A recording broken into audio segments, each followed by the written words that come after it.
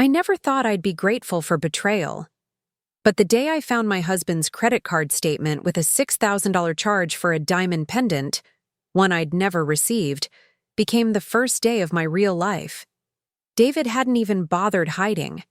The receipt, which listed Sophia Winters as the shipping recipient. 22 years of marriage, and he couldn't muster the decency to create a separate email account for his affair. The pendant cost more than he'd spent on my birthday and anniversary. Gifts combined for the past 5 years. That night, I didn't confront him. Instead, I transferred half of our joint savings, $217,000 to be exact, into my personal account.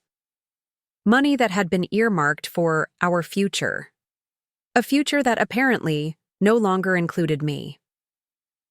Before we jump back in, tell us where you're tuning in from, and if this story touches you, make sure you're subscribed. Because tomorrow, I've saved something extra special for you. At 45, I'd spent over 2 decades building what I thought was a perfect life with David Morgan. We lived in a beautiful craftsman home in Lakeside, just outside Portland.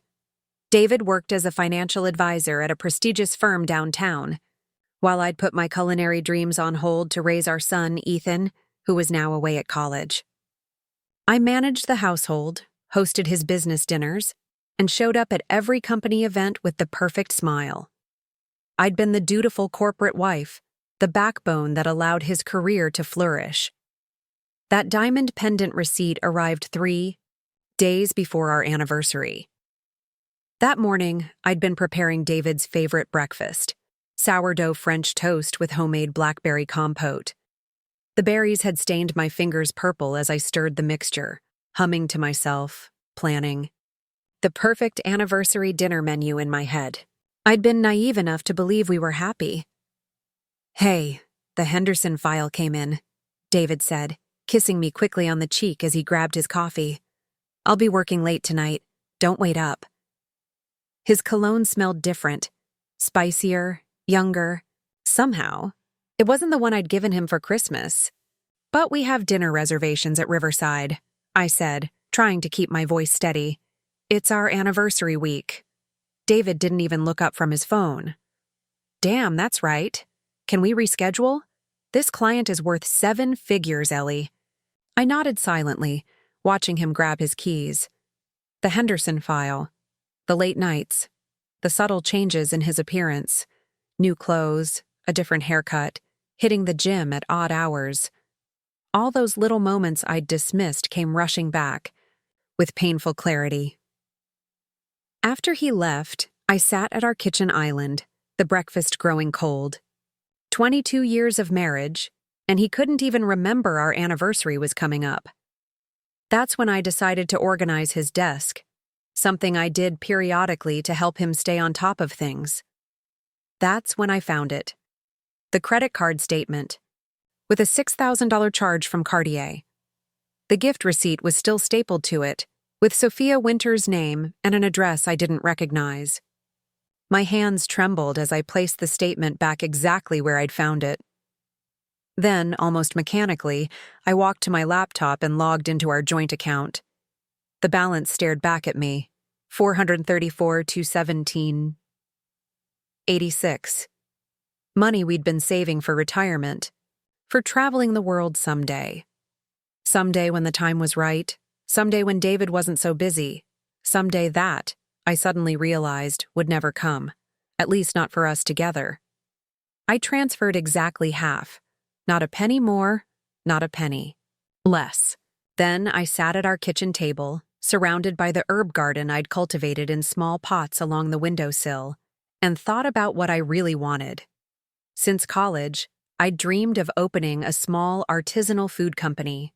My grandmother had taught me how to preserve fruits and vegetables from her garden, adding unique combinations of herbs and spices that made her preserves legendary among family and friends.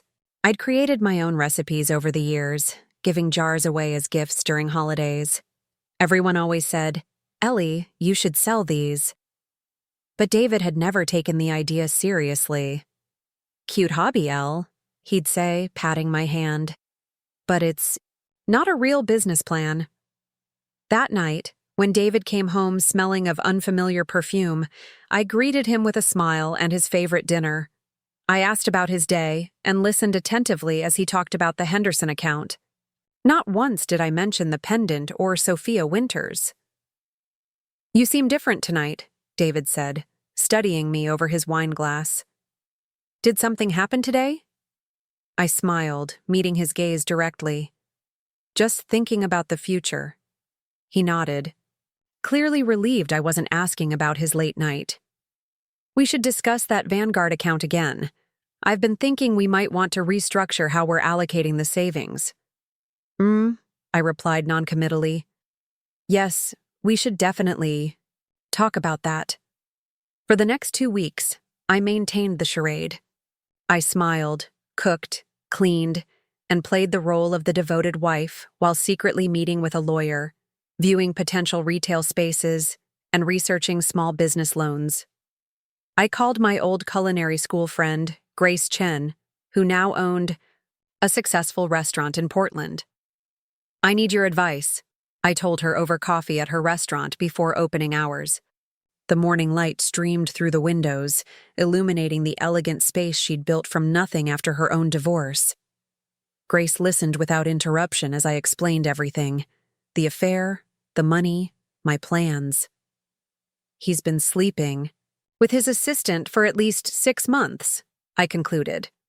"But I don't want to confront him yet. Not until I have everything in place." Grace nodded, her expression both compassionate and fierce. "You're doing the right thing, Ellie." I watched. "You put your dreams on hold for decades. It's your turn now." I'd found a small Victorian building downtown that had previously housed a boutique clothing store. The rent was reasonable, and it had a commercial kitchen in the back that needed updating but was workable. I signed a 6-month lease using my personal savings, money I'd squirreled away from selling preserves at the local farmers market over the years.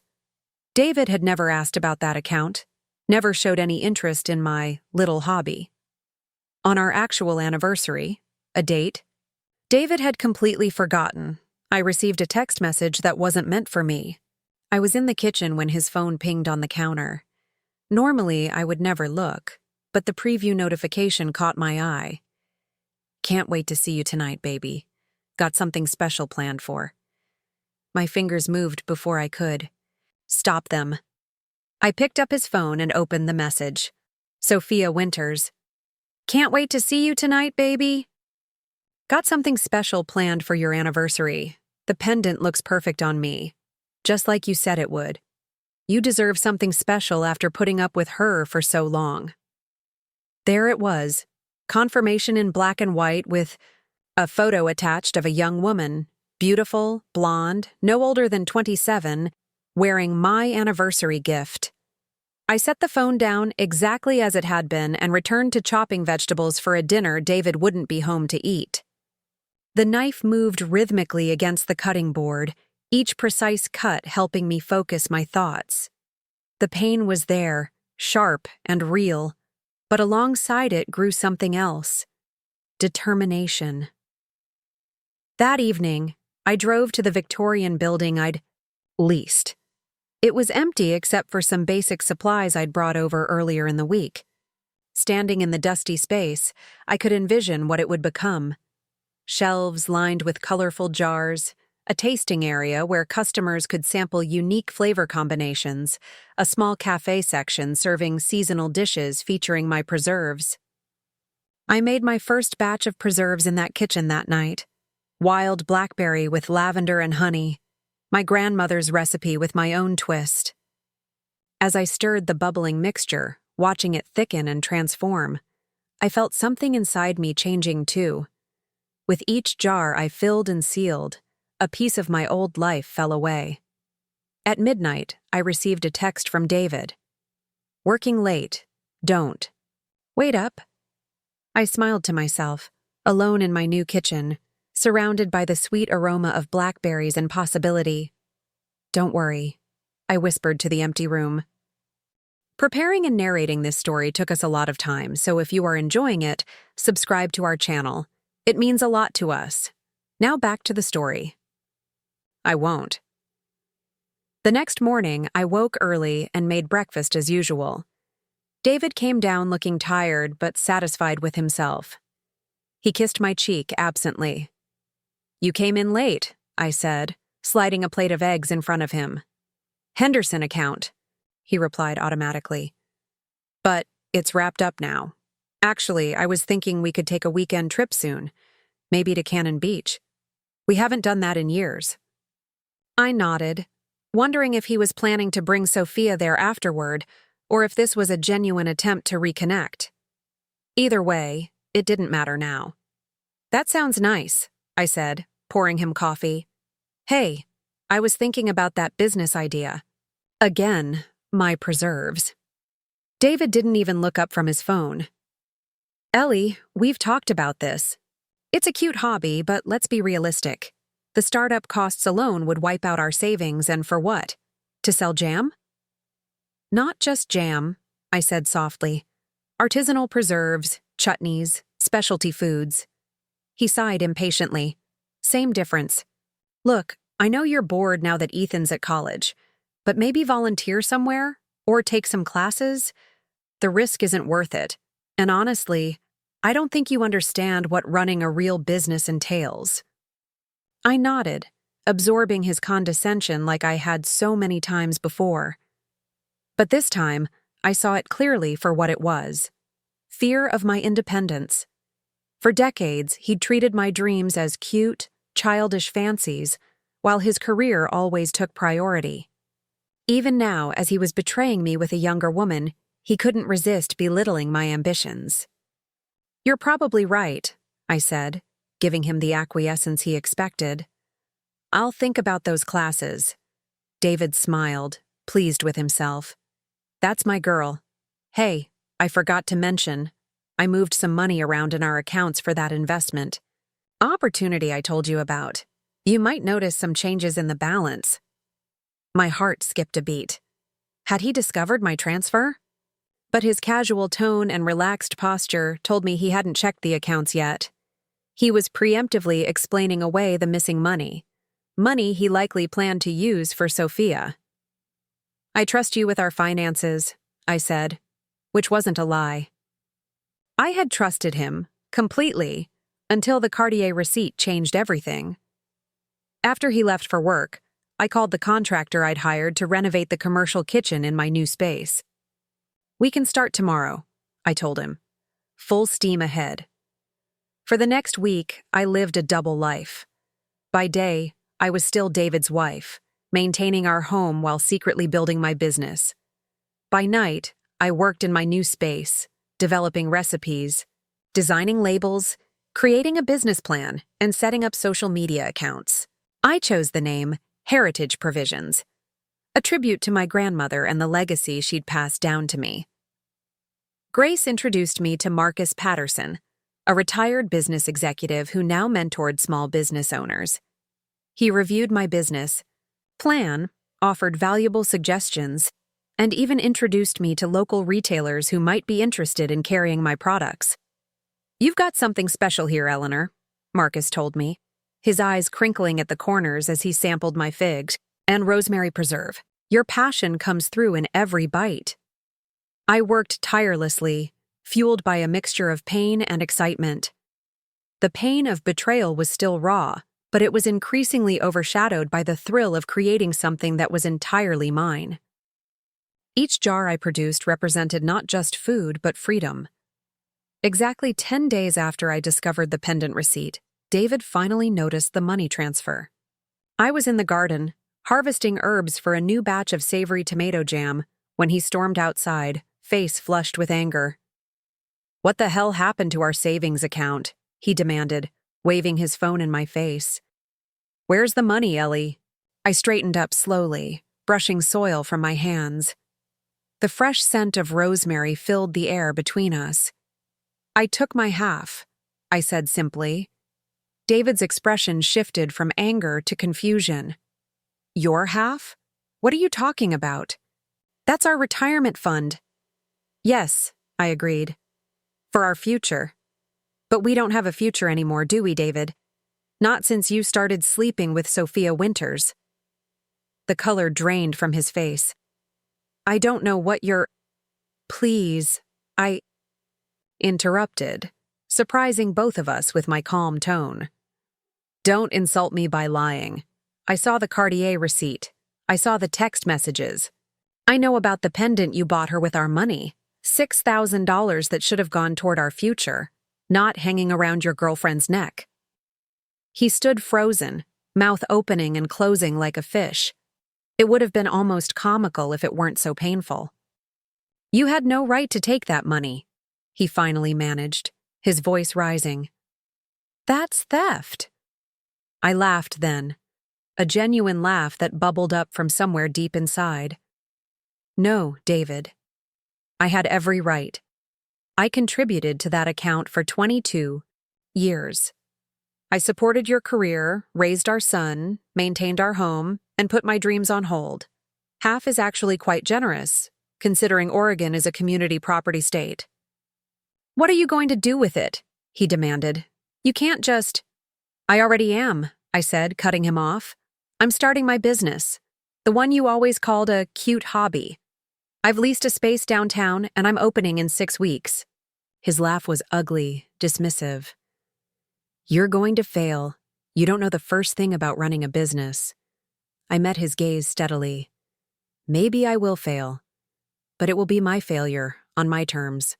And that's worth more than another 20 years, as your backup plan. The garden suddenly seemed very quiet. Even the birds had stopped singing, as if holding their breath to see what would happen next.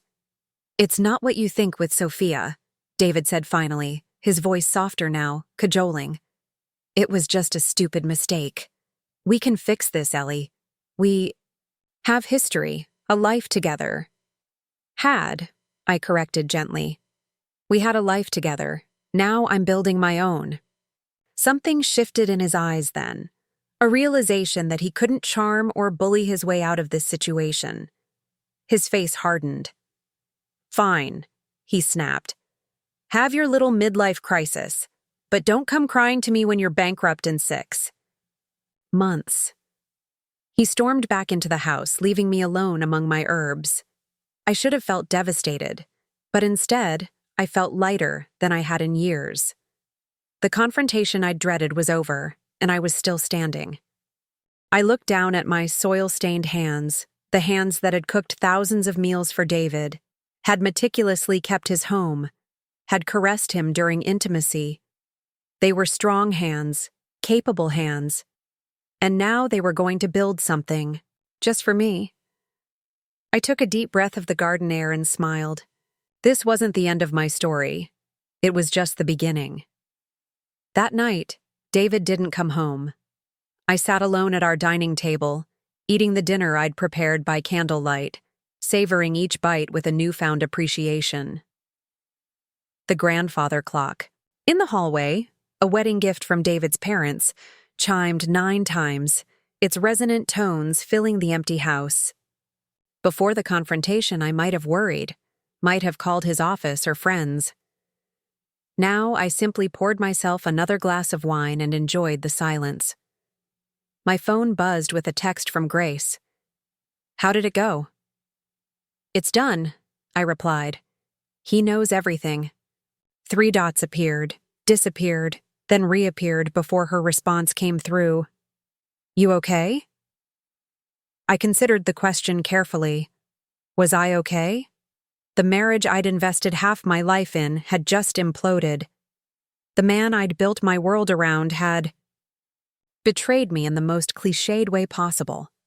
By all accounts, I should be devastated. Actually, yes, I typed back. I feel free.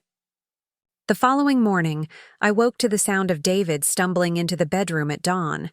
He reeked of whiskey and perfume, his clothes rumpled as if he'd slept in them. Or hadn't slept at all. We need to talk, he slurred, sitting heavily on the edge of the bed. I sat up, pulling the covers around me. You're drunk, David. Get some sleep. We can talk later. He shook his head stubbornly. No, we need to fix this now. I've been thinking all night. I'll break it off with Sophia. We can go to counseling. You can even start your little jam thing as a hobby, and I'll support it.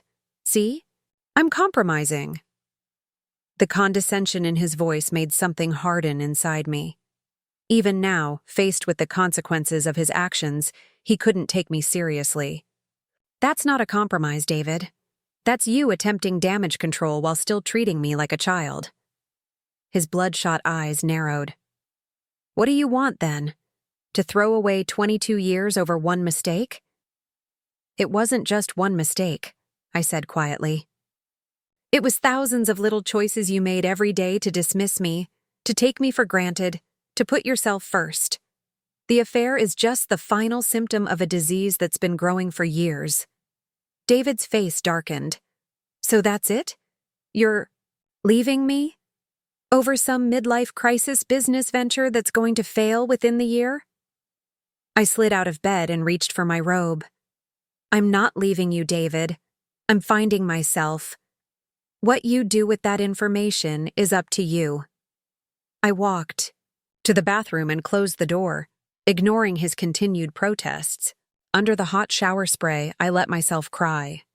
Not for the marriage I was losing, but for all the years I'd spent dimming my light to make him shine brighter. When I emerged, David was passed out across the bed, still fully clothed. I dressed quietly and left for my new business space, where I had a meeting scheduled with the contractor. The Victorian building looked different in the clear morning light, more real somehow, as if it had been waiting for me all these years. The contractor, a barrel-chested man named Ray with kind eyes and calloused hands, was already there, measuring the kitchen space. "Morning, Mrs. Morgan," he greeted me. "I've been looking at the setup here. The plumbing's good, but the electrical will need updating to handle commercial equipment. And that back wall, we might want to take it out, open the kitchen to the retail space a bit. Let customers see the magic happening." I found myself smiling at his enthusiasm. "I like that idea. I want people to see the process, to feel connected to where their food comes from." We spent the next hour walking through the space, discussing renovations and timelines. Ray seemed to genuinely understand my vision, offering suggestions that enhanced rather than altered my ideas. By the time we finished, I had a clearer picture of what Heritage Provisions would become. "We can start demolition on Monday," Ray said as we wrapped up. "Should take about 4 weeks for the full renovation, barring any surprises hiding in these old walls." 4 weeks. In just 1 month, my dream would begin taking physical shape. The thought both exhilarated and terrified me. As I was leaving, my phone rang. Ethan's name flashed on the screen, sending a jolt of anxiety through me. Our son was in his junior year at UCLA, absorbed in his studies and college life.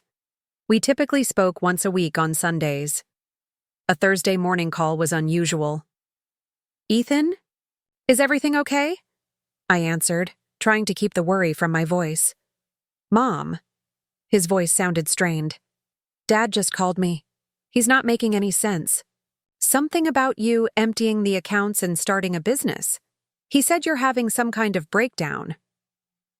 I closed my eyes, leaning against the Victorian's exterior wall. Of course David would call Ethan, trying to recruit our son to his side. "I'm not having a breakdown, honey," I said calmly. "But your father and I are going through some changes. I'd rather not discuss it over the phone. Can I call you tonight when I'm home?" "He said you took half the retirement money." Ethan persisted. "Is that true?" I sighed. "Yes, I took my half of our joint savings. There's more to the story, Ethan." "Like what?" "Dad says you've lost your mind, that you're throwing away everything to sell jam or something." The dismissiveness in his voice, so like his father's, stung more than I'd expected. "Your father has been having an affair," I said quietly, "for at least 6 months, with his assistant." The silence on the other end stretched for so long, I wondered if we'd been disconnected. That can't be right," Ethan finally said, his voice smaller now. "Dad wouldn't do that." "I wish that were true," I replied. But I have proof. Concrete proof. Another long pause. So you're getting divorced? His voice cracked slightly on the last word. I don't know yet, I answered honestly. What I do know is that I'm making changes in my life. Starting the business I've always dreamed of is part of that. But Mom, a food business? Do you know how hard that is? How many new businesses fail? There it was again. That dismissive tone, that certainty that I couldn't possibly succeed. Like father, like son. I might fail, I acknowledged, but I'd rather try and fail than spend another 20 years wondering, what if? Ethan didn't respond immediately. I could practically hear him processing, weighing his father's version against mine. I need to go, he finally said. I have class in 20 minutes, but I'll call this weekend, okay? I'd like that, I said softly. I love you, Ethan. Yeah. Love you too, Mom. The call ended, leaving me feeling hollowed out. I'd known this would be difficult for him. Children of any age struggle when their parents' relationship changes. But I hadn't anticipated how much his doubt would hurt. In his eyes, I was still just Mom, the background character in the family story, not someone capable of building something significant. That evening, I returned home to find David waiting in the kitchen. He'd showered and changed, and the dining table was set with takeout from my favorite restaurant, a peace offering. We need to talk, he said, his voice carefully modulated. Rationally, like adults. I set down my bag and took a seat across from him. I'm listening. David leaned forward, hands clasped on the table. I spoke with a financial advisor today. A colleague, not me, obviously. The money you took. Ellie, it's a significant portion of our retirement savings. If you burn through that on a business that fails, we'll never recover financially. Both our futures are at stake. Your concern is touching, I replied, keeping my voice level. Especially considering you spent $6,000 of our money on jewelry for your girlfriend. He flinched visibly. That was a mistake. A terrible, inexcusable mistake. But it was $6,000, not $200,000. The scale is different. Is it? Because from where I'm sitting, the $6,000 was just the latest in a long pattern of you putting your wants above our needs. The affair is just the most obvious symptom. David's composed facade cracked slightly. Don't psychoanalyze me. Ellie, you're not qualified. And you're not qualified to determine whether my business will succeed or fail, I countered. You've never even taken it seriously enough to look at my plans or projections. Fine, he snapped, pushing back from the table. You want me to take it seriously? Show me. Show me the business plan, the financial projections, the market analysis. Convince me this isn't just some emotional reaction to our marital problems. I studied him for a moment, noting the calculation behind his eyes. This wasn't genuine interest. It was a strategy to regain control. No, I said simply. David blinked, clearly not expecting that response. No. I don't need to convince you of anything. I don't need your approval or permission. What I'm doing isn't a reaction to our marriage failing. Our marriage is failing because you never respected me enough to believe I could do something like this. And proving myself to you now would just reinforce that dynamic. His expression hardened. So that's it? You're just going to risk everything we've built? I'm going to build something new, I corrected him. Something that's mine. What you do, whether you stay, whether you go, that's your decision. But my business is happening regardless. David stood abruptly, his chair scraping against the floor. You've changed, he said accusingly. I nodded. Yes, I have. After he stormed out, I sat alone at the table, the untouched takeout growing, cold. The confrontation had left me drained but resolute. For decades, I'd measured my worth through David's eyes, seeking his approval, his validation. Breaking that habit would be the hardest part of this journey.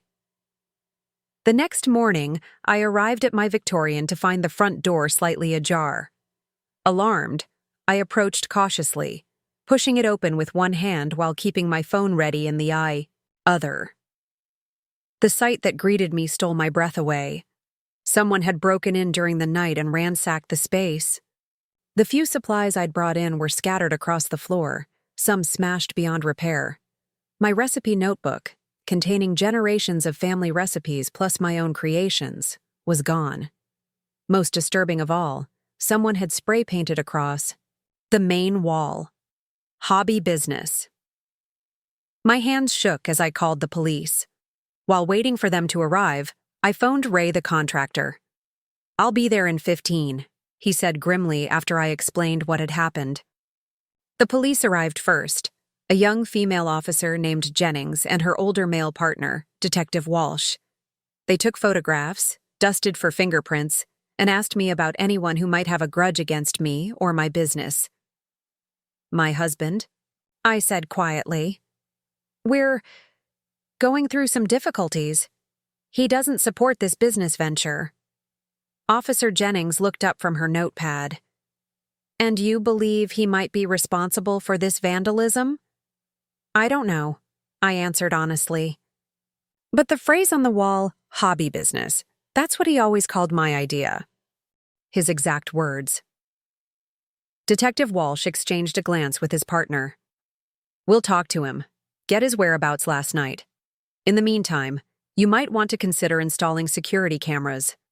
This is a relatively isolated location after hours." After they left, Ray arrived, taking in the damage with a low whistle.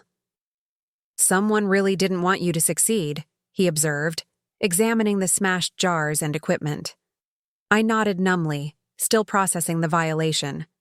This wasn't just an attack on my property. It was an attack on my dream, my heritage, my sense of self. "We can fix this," Ray said firmly, placing a reassuring hand on my shoulder. "In fact, if you're willing to adjust the renovation schedule, we could install security measures first, then proceed with the rest. I know a good company. My brother-in-law runs it." I looked around at the destruction, feeling a strange calm settle over me. If someone, whether David or anyone else, thought this would stop me, they were sorely mistaken. If anything, it only strengthened my resolve. "Let's do it," I agreed. "And can we accelerate the timeline for the rest? I want to open sooner." Ray raised an eyebrow. "We can try, but rushing construction usually means—" "I know it'll cost more," I interrupted. "I'm willing to pay the premium. I need this place up and running as quickly as possible." Later that day, after meeting with Ray's brother-in-law about security systems, I sat in my car, finally allowing myself a moment to break down. The loss of my recipe notebook hit me hardest. It contained not just recipes, but memories, notes, in my grandmother's handwriting, adaptations I'd developed over years. It was irreplaceable. I called Grace, my voice thick with unshed tears. "Someone broke into the shop last night. They trashed everything and stole my recipe book." Grace's sharp intake of breath was audible. "Oh, Ellie. Was it David?" "I don't know for sure," I admitted. "But who else would know to take that book specifically? Who else would know how much it meant to me?" "That absolute bastard," Grace hissed. "Have you confronted him?" I leaned my head against the steering wheel. "Not yet. The police are going to question him first. I can't believe he would go this far."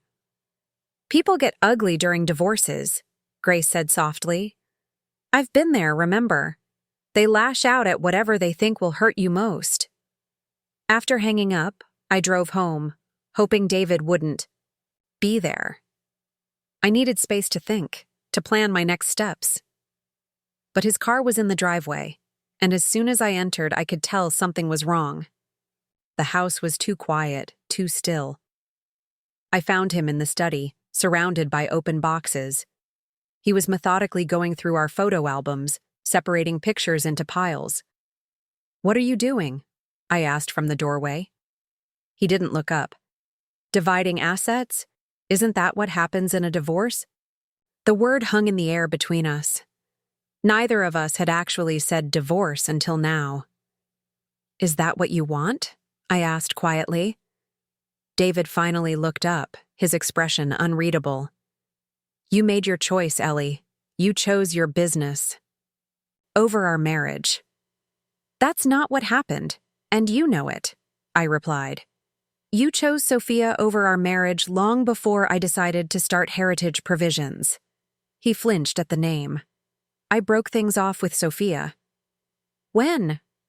After I confronted you, or after I took the money?" His silence was answer enough. "Were you at my shop last night?" I asked directly. David's head snapped up. "What?" "Someone broke in, vandalized the place, stole my grandmother's recipe book, spray-painted hobby business on the wall. Sound familiar?" His face paled. "You think I would do that? Destroy property? Commit a crime?" "I don't know what you're capable of anymore," I said honestly. "The husband I thought I knew wouldn't have carried on a 6-month affair with his assistant either." David stood abruptly. "I was at the Capitol Grill until midnight with clients, then at the Marriott downtown. They'll confirm it. And for the record, I didn't take your damn cookbook." I studied his face carefully. Either he was telling the truth, or he was a better liar than I'd given him credit for. "If it wasn't you, then who?" I asked. David shrugged, turning back to the photo albums. "Maybe someone who knows a bad investment when they see one." The casual cruelty of his words struck me like a physical blow. Even now, he couldn't resist belittling my dream. "The police will be contacting you to confirm your alibi," I said, turning to leave. "Ellie?" he called after me, his voice suddenly hesitant. "I really didn't do it. But I'm not surprised someone tried to stop you. This business, it's not you. You're not a businesswoman. You're going to get hurt when it fails." I paused in the doorway, not turning around. "You know what hurts more than failure, David? Never trying at all." That night, I couldn't sleep. I tossed and turned in the guest bedroom, my mind racing with questions. If David didn't vandalize my shop, who did? Who else would have known about the business, about the significance of that recipe book, about David's hobby business dismissal? At 3 a.m., I gave up on sleep and went downstairs to make tea. As I waited for the kettle to boil, I scrolled through social media on my phone, more out of habit than interest. And that's when I saw it. A post from Sophia Winters, time-stamped the night before. A selfie in front of a familiar Victorian building, captioned, "Taking out the trash. No competition." The photo had been deleted, but someone had taken a screenshot that was now circulating among the local business community's private group. Someone who apparently knew both of us had tagged me in the comments. "Isn't this your new place, Ellie Morgan?" My hands trembled as I set down the phone. So it was Sophia, not David. Somehow that felt worse. The idea that this woman I'd never met, who'd already taken my husband, now felt entitled to destroy my future, too. I forwarded the screenshot to Detective Walsh with a brief message explaining who Sophia was. Then I called Grace despite the hour. "I know who vandalized the shop," I told her when she answered groggily. It was her, Sophia. Grace was instantly alert. "David's assistant? Are you sure?" She posted a selfie outside my building last night, called it "taking out the trash." The post is deleted now, but someone screenshot it. That vindictive little... Grace cut herself off. "This is good, though. Evidence, proof, you can file charges." "I will," I assured her. "But that's not going to get my recipe book back." We were silent for a moment, both understanding what that book represented. Not just recipes, but a connection to my past, to the women in my family who had passed down their knowledge through generations. "You know," Grace said slowly, you Might not have the physical book anymore, but those recipes are still inside you. You've been making them for years. Your hands remember, even if your mind doesn't recall every detail. Her words sparked something in me, a realization that while the book itself was irreplaceable, the knowledge it contained wasn't lost. I had been watching my grandmother since I was tall enough to reach the counter. I had made those preserves hundreds of times. The recipes were part of me now. "You're right," I said, feeling a new sense of determination. "And maybe some of them need updating anyway. A fresh start." After hanging up, I grabbed a notebook and started writing, trying to recreate my grandmother's recipes from memory. With each recipe I recalled, my confidence grew. By dawn, I had reconstructed nearly a dozen core recipes, with notes on variations and modern twists I could add. I called Ray as soon as it was a reasonable hour. "How quickly can we get the kitchen operational?" I asked without preamble. "With the security system? Maybe 3 weeks for basic functionality," he replied. "Why?" "I need to start production as soon as possible," I explained. "There's been a change of plans. Instead of waiting for the full renovation, I want to get cooking as soon as the kitchen meets code. We can finish the retail space later." Ray was quiet for a moment. "That's doable. Not ideal, but doable." "You sure about this?" "Absolutely," I said firmly. "Someone tried to stop me by taking my recipes. I'm going to show them that didn't work." The next 3 weeks passed in a blur of activity. As Ray and his crew worked to make the kitchen functional, I focused on recreating my recipes, developing new ones, and building a brand identity for Heritage Provisions. Marcus, my business mentor, introduced me to a talented graphic designer who created labels that captured exactly the combination of tradition and innovation I was aiming for. David and I established an uneasy truce, living like polite strangers in the same house. He'd filed for divorce the day after I'd confronted him about the vandalism, presenting me with papers through his lawyer. I'd signed them without protest, relieved in a way to have the process formalized. The police had questioned Sophia about the break-in, but without concrete evidence beyond the deleted social media post, they couldn't charge her. My recipe book never resurfaced. I tried not to dwell on its loss, focusing instead on the future. 23 days after the break-in, Ray called me with the news I'd been waiting for. "Kitchen's ready. We've got the permits and everything's up to code. You can start production whenever you want." The next morning, I arrived at Heritage. Provisions before dawn, arms laden with fresh berries, herbs from my garden, and new jars waiting to be filled. I stood in the renovated kitchen, my kitchen, and felt a profound sense of rightness wash over me. This space, these tools, this work, it was what I was meant to do. I tied on my apron, washed my hands, and began the familiar process of preparing fruit for preserving. As I worked, memories of my grandmother flooded back, her patient hands guiding mine, her soft voice explaining why we added lemon to brighten flavors, how to test for the perfect set.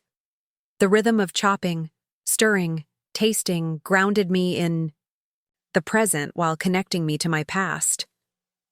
By midday, the kitchen was filled with the intoxicating aroma of simmering berries and herbs. I had just finished labeling my first batch of jars, wild blackberry with lavender and honey, when there was a knock at the back door. Grace stood there, holding a bouquet of fresh herbs and a bottle of champagne. "First day of production deserves a celebration," she announced, stepping inside. She surveyed the gleaming jars cooling on racks and nodded approvingly. "They're beautiful, Ellie." I carefully packed 6 jars into a gift basket. "The first batch of Heritage Provisions preserves," I said, presenting it to her. "I couldn't have done this without your support." Grace accepted the basket with a smile that quickly faltered as she looked past me. I turned to see what had caught her attention. A tall man in an expensive suit stood in the doorway connecting the kitchen to what would eventually be the retail space. For a moment, I didn't recognize him. He seemed out of place in my new world. Then realization dawned. "David," I said, surprised. "What are you doing here?" He stepped into the kitchen, looking around with an unreadable expression. "I heard today was your first production day. I thought I should see it." Grace stiffened beside me. "I should go.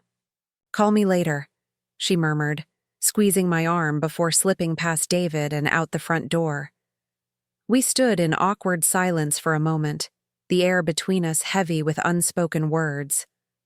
"So," David finally said, gesturing to the rows of cooling jars. "This is it, your business." "Yes," I replied simply. "This is Heritage Provisions." He moved closer, examining one of the jars. "Blackberry Lavender Honey Preserve," he read from the label. "Your grandmother's recipe?" I nodded, with my own twist on it. David picked up the jar, turning it in his hands.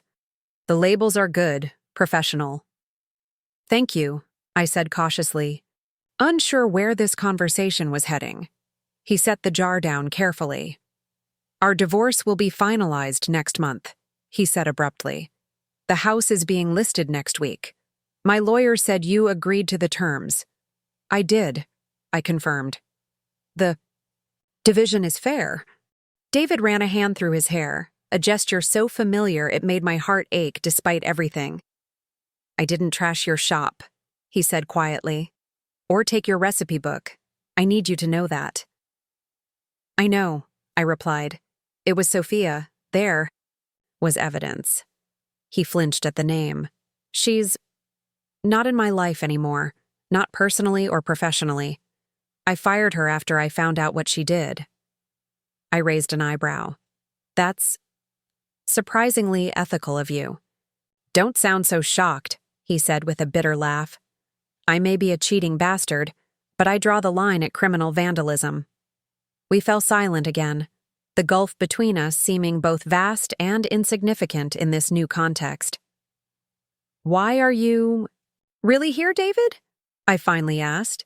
He looked around the kitchen once more, his gaze lingering on the copper pots, the gleaming countertops, the neat rows of cooling preserves. "I guess I wanted to see if it was real," he admitted. "If you were really doing this." "And now that you've seen it?" David met my eyes directly for the first time. "Now I think maybe I was wrong. About this being just a hobby. About you not being capable of running a business." The admission, grudging as it was, struck me speechless. In 22 years of marriage, I couldn't recall David ever acknowledging he was wrong about anything significant. "That doesn't change anything between us," I said when I found my voice again. "I know," he replied. "Too much has happened, but I wanted you to know. I'm not rooting for you to fail anymore." With that, he turned and walked out, leaving me standing alone in my kitchen, surrounded by the fruits of my labor, literal and figurative. I picked up one of the jars, still warm from processing. The rich burgundy color of the preserves caught the afternoon light, gleaming like a jewel. This small jar represented so much: my heritage, my present struggle, my future, possibilities. The path ahead wouldn't be easy. I still had to find a new place to live once the house sold. I had to complete the shop renovations, build a customer base, establish relationships with retailers. The business might still fail, as David and Ethan had predicted. But standing in that kitchen, I felt something I hadn't experienced in decades. The quiet certainty that I was exactly where I was supposed to be, doing exactly what I was meant to do. Whatever challenges lay ahead, I would face them on my own terms. I unscrewed the jar and dipped in a clean spoon, tasting my creation. The flavors burst on my tongue: sweet blackberries, floral lavender, rich honey, complex, balanced, and distinctly mine. This, I thought, is what freedom tastes like. The real estate agent's heels clicked against the hardwood floors as she guided potential buyers through what had been my home for over 2 decades. I stood in the kitchen, pretending to be busy with meal preparation while strangers opened closets and commented on the potential of various spaces. Each time someone remarked on the dated kitchen or needs updating, I gripped the counter a little tighter, reminding myself that this house wouldn't be mine much longer anyway. "Excellent bones," the agent chirped, leading the young couple back toward the foyer. "The owners are motivated sellers, so there's definitely room to negotiate." After they left, I sat at the island, surrounded by the silence that had become my constant companion. In the week since David moved out, taking only his personal belongings and leaving me to sort through the accumulated detritus of our shared life, the house had grown increasingly hollow. Rooms that once buzzed with family life now echoed with emptiness. My phone pinged with a text from Marcus. "Meeting set with Portland Food Co-op. Tomorrow, 2 p.m. They're interested in carrying your line." A smile broke through my melancholy. The co-op was exactly the type of retailer I'd hoped would stock heritage provisions. Local, community-focused, with customers who appreciated artisanal products and the stories behind them. If this meeting went well, it would be my first major wholesale account. I texted back a quick thank you, then checked the time. If I hurried, I could spend a few hours at the shop before heading to Grace's for dinner. Ever since production began, I'd settled into a rhythm. Mornings for administrative tasks, afternoons for cooking, evenings for planning and development. The work was demanding but exhilarating, each day bringing new challenges and small victories. When I arrived at Heritage Provisions, I found an envelope taped to the front door. Inside was a handwritten note from Ray. "Thought you might want this back." Beneath it lay a familiar leather-bound notebook, worn at the edges, stained with decades of cooking splashes. My recipe book. I clutched it to my chest, tears springing to my eyes. How? Where? I flipped it open, confirming it was indeed my grandmother's handwriting filling the early pages, my mother's neat script in the middle section, my own increasingly confident notes toward the end. I pulled out my phone and called Ray immediately. "Where did you find this?" I asked the moment he answered. "You like that, huh?" I could hear the smile in his voice. "Found it in a dumpster behind the building next door. Must have gotten tossed when they cleaned up after the vandalism. Spotted the corner sticking out yesterday when I was doing a final inspection on your security system." Relief and gratitude flooded through me. "Ray, I can't even begin to tell you what this means to me. This book, it's irreplaceable. It's my history." "Figured as much from how upset you were when it went missing," he replied. "Anyway, just wanted to let you know the security system's all set. Full coverage, inside and out. Nobody's gonna mess with your shop again without getting caught on camera." After thanking him profusely, I sat at my small desk in the back office, carefully examining the recovered notebook. It was slightly water-damaged, some pages stuck together, but most of the content remained intact. The tangible connection to my grandmother, restored when I least expected it, felt like a sign that I was on the right path. With renewed energy, I spent the afternoon preparing for the co-op meeting, selecting sample products and rehearsing my pitch. By the time I drove to Grace's house that evening, I felt more centered than I had in weeks. Grace lived in a converted warehouse loft downtown, the industrial chic space reflecting her bold personality. The moment I walked in, the aroma of something rich and garlicky enveloped me. "Perfect timing," she called from the kitchen area. "I just opened the wine." I settled on one of her bar stools, accepting a glass of Pinot Noir. "You're not going to believe what happened today. Ray found my recipe book." Grace spun around, wooden spoon in hand. "No way! Where?" "In a dumpster near the shop. It's a bit damaged, but still usable. I can't tell you how relieved I am." "That's fantastic," she beamed, turning back to stir whatever was simmering on the stove. "See? The universe is telling you this business is meant to be. I sipped my wine, allowing myself to absorb her optimism. I hope the co-op agrees tomorrow. If they take on my products, it could be a real turning point. Grace ladled her creation, a fragrant mushroom risotto, into bowls and joined me at the counter. They will. Your preserves are exceptional, Ellie. Anyone with taste buds can see that. We ate in comfortable silence for a few minutes before Grace set down her fork and fixed me with a serious look. So, I have news. Big news, actually. I've been trying to figure out how to tell you. My stomach tightened. In my experience, big news rarely preceded something positive. What is it? I've been approached about opening a second Grace's in Seattle, she said, her eyes bright with excitement. It's a prime location, investors lined up, creative control guaranteed. Grace, that's wonderful, I exclaimed, genuinely happy for my friend's success. Her first restaurant had become one of Portland's most beloved dining destinations, and expansion had always been part of her long-term vision. There's more, she continued, reaching across the counter to take my hand. I want you to come with me as my business partner. I blinked, certain I'd misheard. Partner? In the Seattle restaurant? Grace nodded eagerly. Hear me out. Your preserves would be featured ingredients in signature dishes. We'd dedicate retail space to selling Heritage Provisions products. You'd have input on menu development, focusing on dishes that showcase your creations. It's the perfect synergy.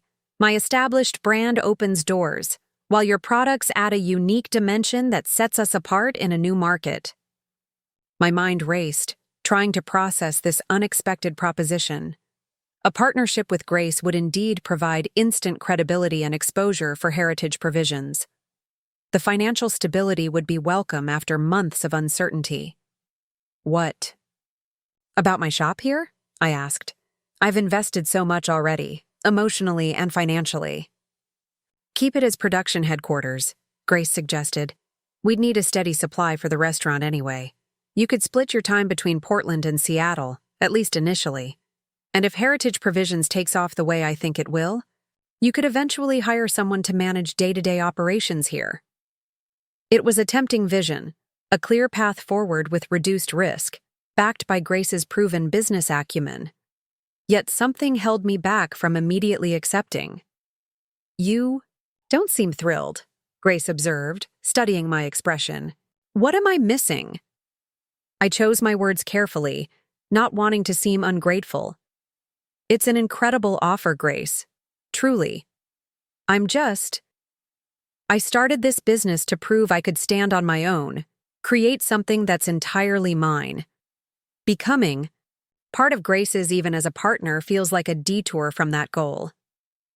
Understanding dawned in her eyes. I didn't think of it that way. This isn't just about business for you. It's about independence. Exactly, I nodded, relieved she understood. After depending on David for so long, defining myself through his needs and his career, I need to know I can succeed or fail on my own terms. Grace refilled our wine glasses, contemplative. I get that. But consider this. True independence isn't about doing everything alone. It's about making choices that serve your goals, including smart partnerships that help you grow faster. Her words resonated more than I wanted to admit. Was I clinging to an idealized vision of solo entrepreneurship at the expense of practical growth opportunities? Think about it, Grace urged. No pressure, no deadline. The offer stands whenever you're ready. In the meantime, knock 'em dead at the co-op tomorrow. I promised to consider it seriously, and we spent the rest of the evening discussing lighter topics, the latest restaurant gossip, a film Grace had recently seen, my ongoing search for a new place to live once the house sold. By the time I drove home, my mind was buzzing with possibilities. The next morning, I woke early, too nervous about the upcoming co-op meeting to sleep. I channeled my nervous energy into baking, filling the kitchen with the comforting aroma of cinnamon and apples. As the first rays of sunlight streamed through the window, I heard the familiar chime of my email. Most messages these days were business-related: supplier confirmations, renovation updates, marketing inquiries. But this one made my heart skip. Ethan's name in the sender field, with the subject line, "Coming Home." I clicked it open immediately. "Mom, I've been thinking a lot about everything that's happened. Dad's version, your version, the truth that probably lies somewhere in between. I've decided to come home next weekend to see for myself what's going on. I want to visit your shop, if that's okay. Maybe I've been too quick to dismiss what you're building. Also, I have some news of my own to share. Nothing bad, just life changes. See you Friday. Love you, Ethan." Tears pricked my eyes as I read and reread the message. My son was coming home, not to take sides, but to understand. It was more than I'd dared hope for. With renewed determination, I prepared for the co-op meeting, selecting jars of my 4 best-selling preserves: the blackberry lavender honey that had become my signature, a spiced apple butter perfect for fall, a bright citrus marmalade with hints of rosemary, and a savory tomato jam that paired beautifully with cheese plates. I dressed carefully in what I'd come to think of as my business owner outfit: a structured blazer over a simple blouse, dark jeans, and low boots that were both professional and practical for a day that would involve both meetings and kitchen work. As I applied a touch of lipstick, I barely recognized the woman in the mirror. Confident, focused, with a sense of purpose that had been missing for years. The Portland Food Co-op occupied a renovated industrial building in the trendy Pearl district. As I approached the entrance, sample case in hand, I spotted Marcus waiting near the door, his silver hair gleaming in the afternoon sun. Perfect timing. He greeted me with a warm handshake. "Donna's expecting us. She's the head buyer and a personal friend, so this should be more conversation than formal pitch." Marcus's presence instantly calmed my nerves.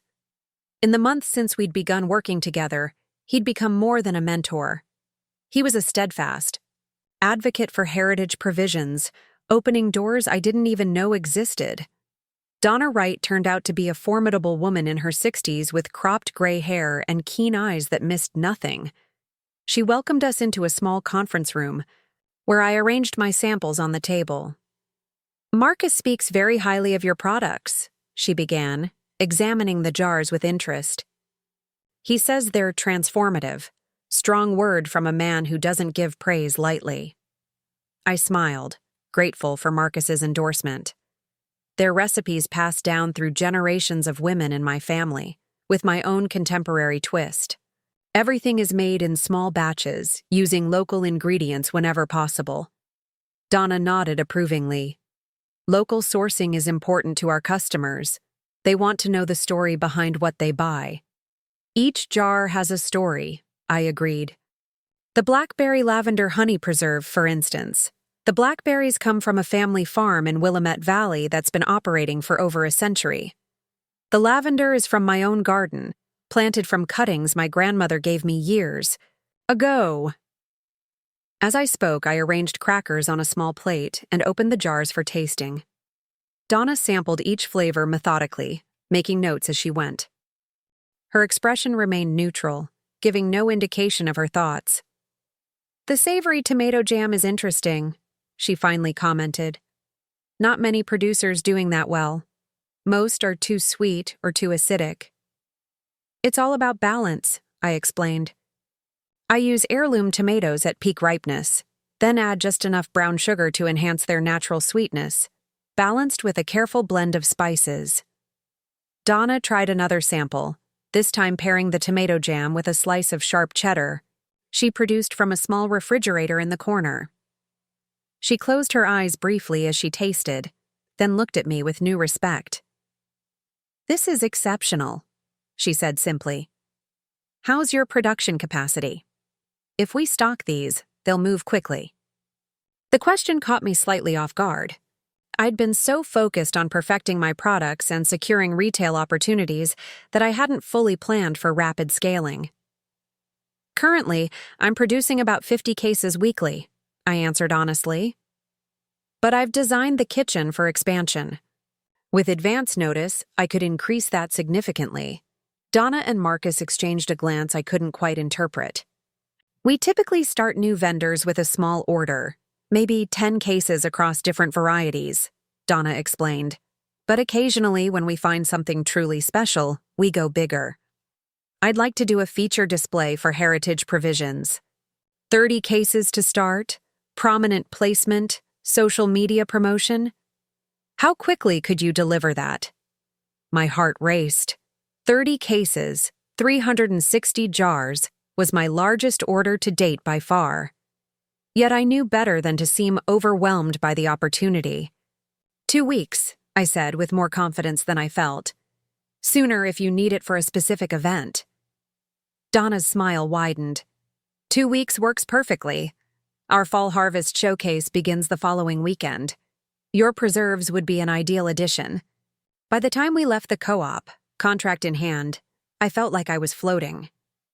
Marcus insisted on celebrating with coffee at a nearby cafe, where he revealed another piece of news. There's something else you should know, he said once we were seated. Donna isn't just any buyer. She sits on the selection committee for the Northwest Artisanal Food Awards. Her enthusiasm for your products could open even more doors. I nearly choked on my latte. The NAFA? Those are the most prestigious food awards in the region. Marcus nodded. Nominations for this year close next month. Based on Donna's reaction today, I'd say Heritage Provisions has a real shot. A NAFA nomination, let alone a win, would put you on the culinary map nationally. As I drove back to my shop later that afternoon, my mind whirled with possibilities. The co-op contract alone would generate steady income and visibility. If Heritage Provisions received NAFA recognition on top of that, the trajectory of my business could change overnight. Yet with opportunity came new pressure. 30 cases. In 2 weeks meant long days and sleepless nights. I'd need help, more than just sporadic assistance from Grace when she could spare time from her restaurant. I pulled into the small lot behind Heritage Provisions, noting with satisfaction that Ray's crew had installed the security lights we'd discussed. As I unlocked the back door, mentally calculating how many batches I'd need to produce daily to fulfill the co-op order, I noticed a figure sitting on the steps leading to the kitchen entrance. My hand froze on the doorknob as recognition dawned. Ethan? My son stood, his tall frame unfolding awkwardly as he offered a hesitant smile. Hey, Mom. Your email said you were coming next weekend, I managed, still processing his unexpected presence. Ethan shoved his hands into his pockets, a gesture so like his father it made my heart twist.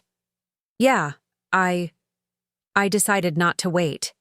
Can I come and see what you've been building? I nodded, unlocking the door with suddenly trembling hands. Ethan followed me inside, his gaze sweeping over the renovated kitchen with undisguised curiosity. Wow, he said softly. This is professional. Like actually serious. I wasn't sure whether to laugh or be offended. What were you expecting? A hot plate and some mason jars? He had the grace to look embarrassed. Kind of, yeah. Dad made it sound like you were having some sort of crisis, playing at being a businesswoman. To get back at him. The familiar hurt flared, but I pushed it aside. And you believed him. I didn't know what to believe, Ethan admitted, running a finger along the gleaming stainless steel countertop. You were always just Mom. Making dinner, keeping the house perfect, showing up at my games. I never thought of you as someone with business ambitions. His words stung with their unintended truth. For years, I'd subsumed my identity so completely in motherhood and wifehood that even my own son couldn't see beyond those roles. I didn't either for a long time, I said quietly. But people change, Ethan. Or maybe they just remember who they were always meant to be. He nodded slowly, then gestured at the rows of preserves cooling on racks. Are those the famous Heritage Provisions products I've been hearing about? I smiled, recognizing his attempt to lighten the mood. Just finished those this morning. That batch is headed to the Portland Food Co-op next week, my first major wholesale account. No kidding? The co-op's a big deal. There was new respect in his voice as he examined one of the jars. So this is Grandma's recipe? The blackberry one you used to make for Christmas gifts? With my own twist, I confirmed. Try it. Grabbed a clean spoon and opened the jar, watching as he tasted the preserve with the thoughtful consideration of someone who'd grown up around good food. It's amazing, he declared, eyes widening. Better than I remember, actually. There's something different. The lavender? Good palate, I nodded, pride swelling in my chest. I've been experimenting with different herb infusions. The lavender adds complexity without overwhelming the blackberry. For the next hour, I showed Ethan around the shop, explaining my vision for the retail space, the story behind Heritage Provisions, and my plans for growing the business. He asked surprisingly astute questions about pricing strategy, production, capacity, and distribution channels. You know a lot about business for a pre-med student, I observed as we sat at the small table in my office, sharing a pot of tea. Ethan hesitated, fiddling with his mug. That's actually what I wanted to talk to you about. I'm not pre-med anymore. Since when? I asked, careful to keep my tone neutral. Since last semester, he admitted. I switched to business with a focus on sustainable food systems. I didn't tell you because I thought you and Dad would be disappointed. I reached across the table to squeeze his hand. Ethan, I could never be disappointed in you for following your passion. Is this what makes you happy? He nodded, relief washing over his features. I love it, Mom. The intersection of food, sustainability, and business. It's exactly where I want to be. But Dad was so set on me becoming a doctor. Your father doesn't get a vote on your future, I said firmly. Neither do I, for that matter. This is your life. Ethan studied me with new eyes. You've really changed, you know that? 6 months ago, you would have backed whatever Dad thought was best. The observation was uncomfortably accurate. I guess we're both finding our own paths now. A comfortable silence settled between us, broken only when Ethan said hesitantly, So, I had this idea on the drive up here. It's probably crazy, but what if I stayed for the summer, helped you with Heritage Provisions?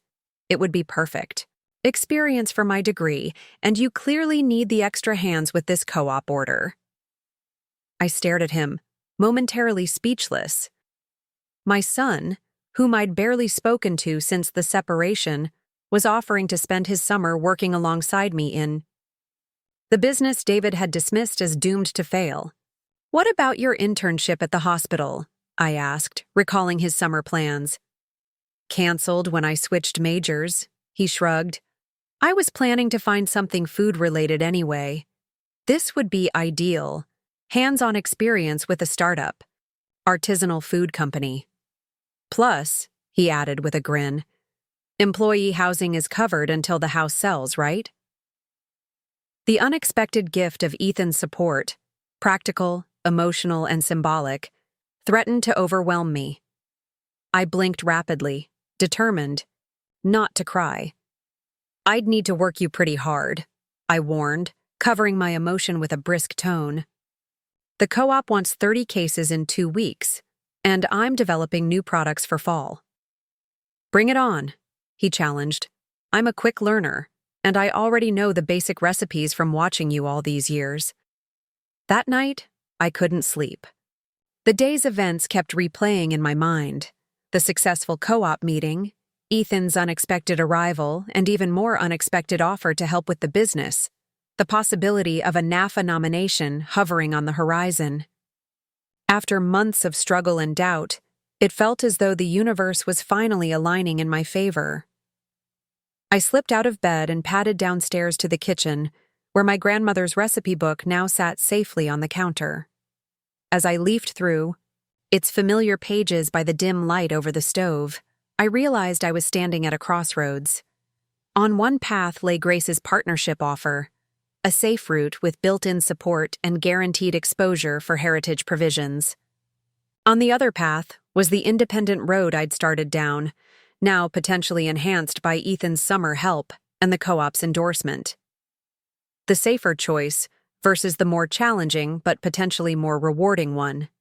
It mirrored the choice I'd faced 23 years ago when I'd set aside my culinary ambitions to support David's career and raise our son. I closed the recipe book and made myself a cup of chamomile tea, carrying it outside to the garden I'd spent years cultivating.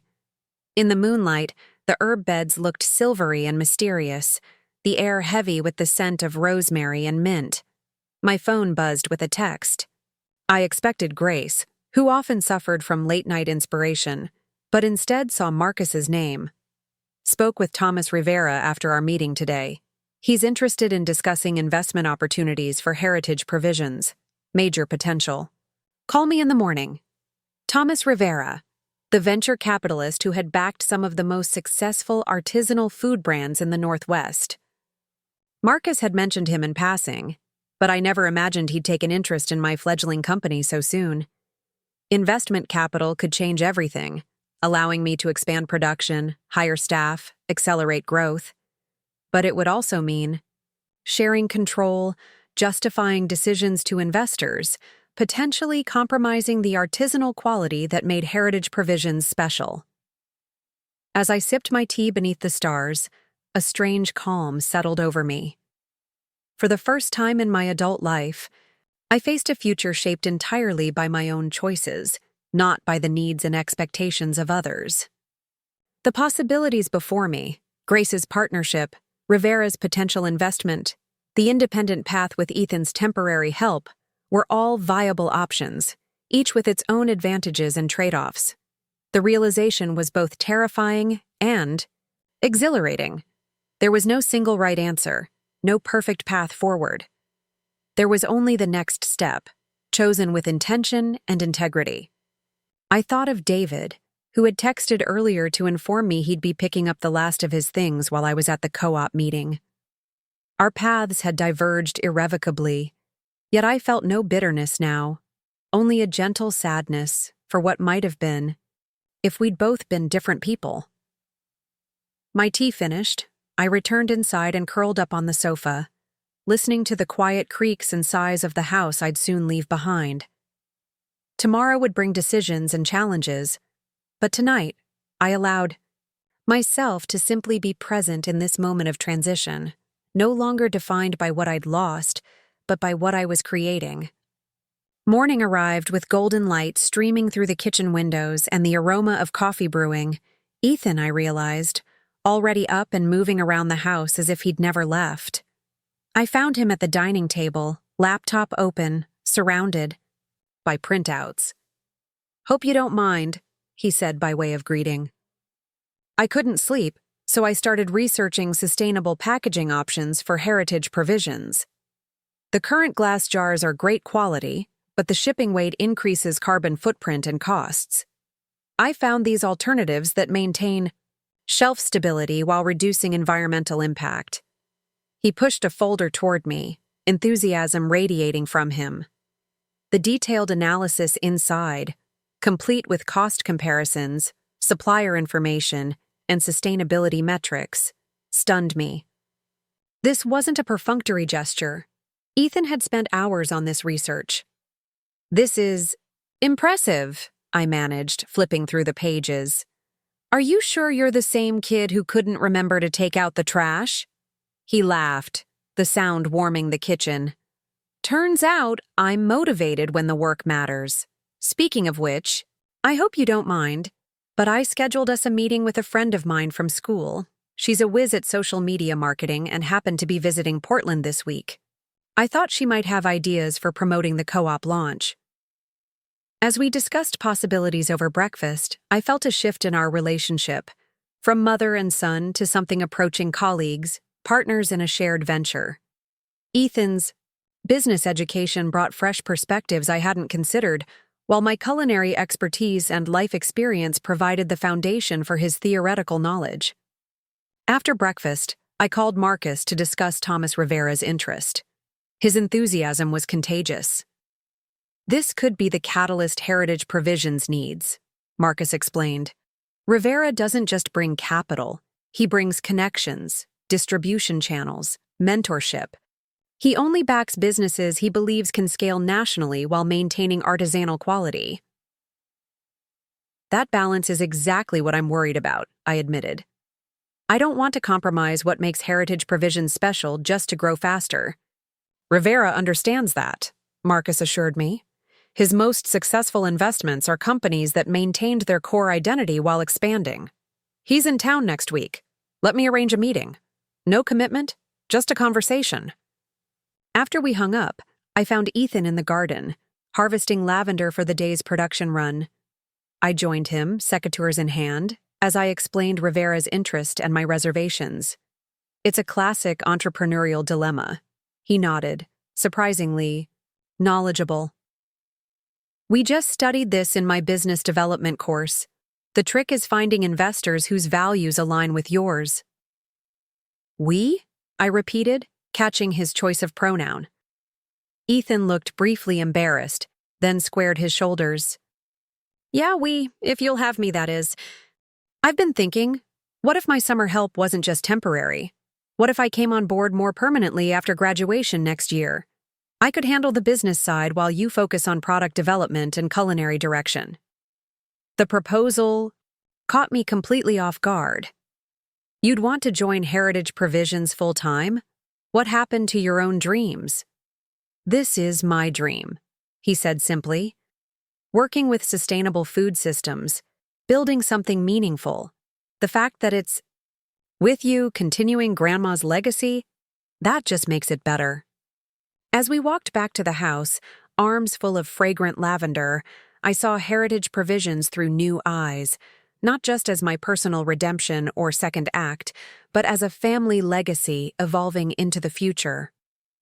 Ethan's unexpected interest transformed the narrative from one of post-divorce reinvention to multi-generational continuity. For the first time since I'd discovered David's betrayal, I felt genuine gratitude for the path it had set me on.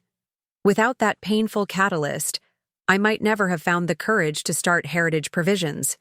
Without the business, Ethan and I might never have discovered this new dimension to our relationship, one based on mutual respect and shared passion rather than traditional family roles. I stopped at the garden gate, turning to face my son in the morning light. Let's talk to Rivera together, I decided. See what he has to offer. But no matter what, Heritage Provisions stays true to its roots: quality ingredients, small batch production, recipes that tell our family story. Ethan grinned, sudden boyishness breaking through his new professional demeanor.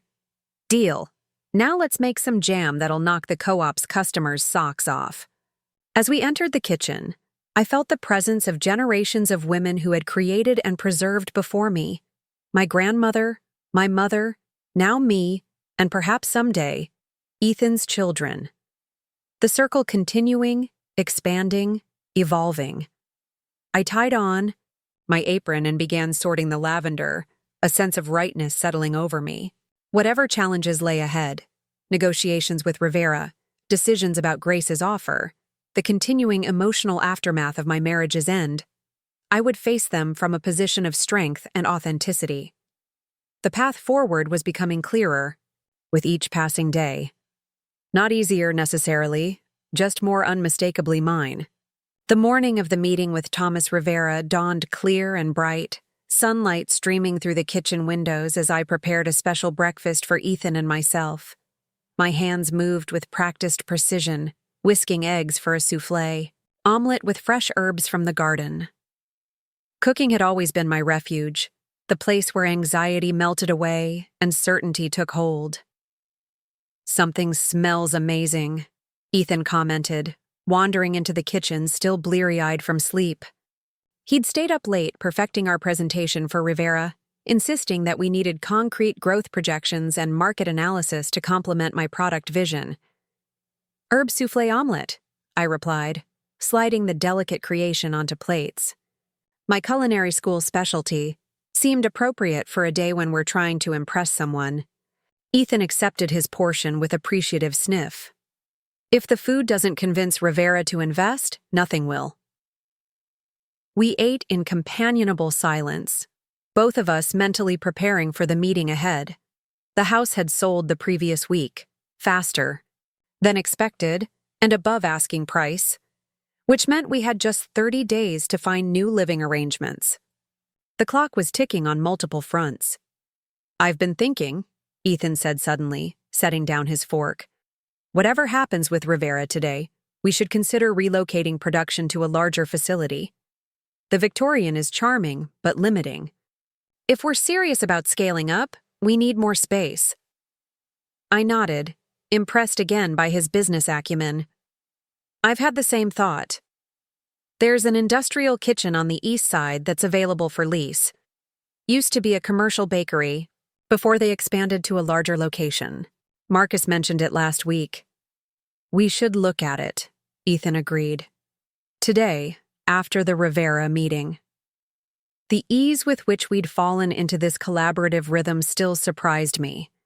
In just 2 weeks, Ethan had immersed himself completely in heritage provisions, bringing fresh ideas and energy while respecting the core values that made the company special. His enthusiasm was infectious, reigniting my own passion whenever doubts crept in. We arrived at Marcus's office 15 minutes early, carrying a carefully curated selection of Heritage Provisions products arranged in a handcrafted wooden gift box. Ethan's idea. "First impressions matter," he'd insisted. "We're not just selling preserves. We're selling an experience, a connection to tradition with a modern twist." Marcus greeted us warmly, taking the gift box with an appreciative nod. "Perfect touch," he murmured, before ushering us into his spacious corner office with its panoramic view of the Portland skyline. Thomas Rivera wasn't what I expected. I'd imagined someone older, more corporate. Pinstripe suit, power tie, commanding. Presence. Instead, the man who rose to greet us was perhaps in his early 50s, casually dressed in dark jeans and a simple button-down shirt, with kind eyes behind stylish glasses. "Eleanor Morgan," he smiled, extending his hand.